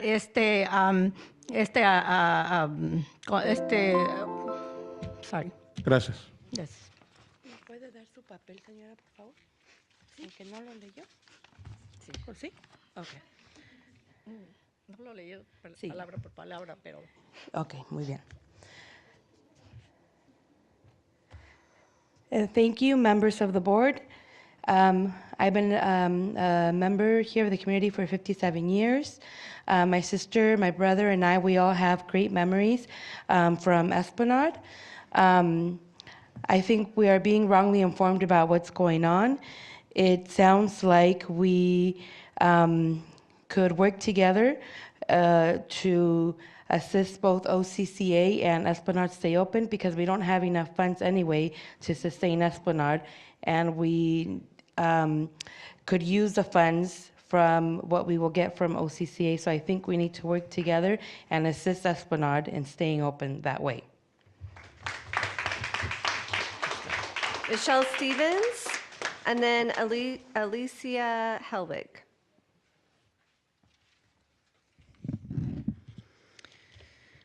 I'm here to do some fact checking on lies, misinformation, and propaganda. Lie number one, this is racist. False. The fact is the radical left uses that word all the time ad nauseum in the face of the truth. They use that word to get people to shut up, and when they don't have a valid argument, it won't work. Calling us racist fuels me further to be here and speak against the disgusting lies and manipulation. Lie number two, if this was Linda Vista, we wouldn't try it because Linda Vista is predominantly white. False. This is not racist. This is about being on one campus, one geographical location, and Esplanade happens to be, with declining enrollment, right next door. That's all this is about. Not lie number three. We are entitled and maintain racist superiority beliefs. Did you know that? We don't think we're superior. We teach our children as adults the basics of getting along, despite differences, and sharing what we have. Shame on you for not wanting to share and not teaching your children anything other than lies. Thank you.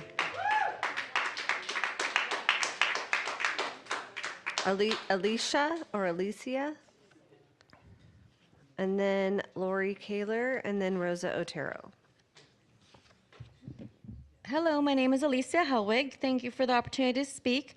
My grandparents moved to the El Medina community 57 years ago. My mom and her siblings all attended Esplanade Elementary. I myself attended Esplanade Elementary. My first language is Spanish, and I remember my kindergarten year I was placed in a combo class. I still remember how I felt there. I felt so lost, and I couldn't understand what was being said. I spent most of that year wondering what was being said. The little time I did spend in the EL class was not enough, and I just remember pretty much playing Go Fish games and things that way. My family took me out and placed me in a private school. I do love my Hispanic community, and I am a proud Mexican American. My heart's desire is for all of our community to have the opportunity to send their children to a school of their choice. Many in our community do not have the resources to send their children to get help elsewhere. When the school first started, we tried getting first the community enrolled. Thank you. Thank you. Yeah, Lori Kaler. Esplanade has lost more than 40% of its enrollment due to the board minorities' leadership. Why? They had the majority over the last 2 of the 3 years and did nothing to gain enrollment to Esplanade, and the current board majority inherited this problem from them.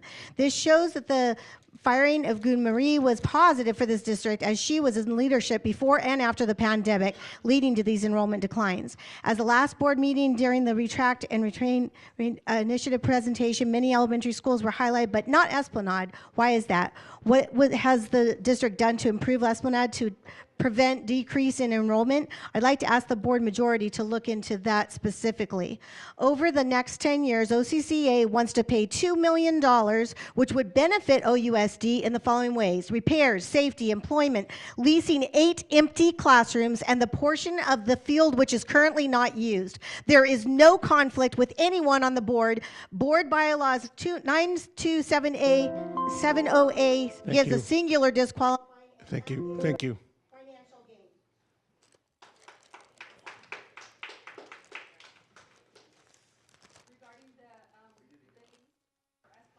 I would like to encourage the board to do a lease, but consider also a lease to own if enrollment for Esplanade continues to go down. This would be financially and fiscally responsible. If parents are voting with their feet, let the numbers vote for themselves. If you were here last October board meeting, Mr. Rivera gave a very thorough explanation of all of the what needed to be done from all the schools. I remember he said $1 billion. We taxpayers, with inflation, we cannot afford another measure. Esplanade parents, you need to share. We are all taxpayers, and all I would be doing, it would not be shutting down your school, but sharing with another public school, which OCCA does also have constituents and taxpayers, and they do need to have also a vote. So both students need to be allowed to share a state-owned property. These are all taxpayer funds. That's less. Okay, item 18, other business, board, staff, conference, and comments. Anyone? Okay. I will now adjourn the meeting at 11:02. Thank you.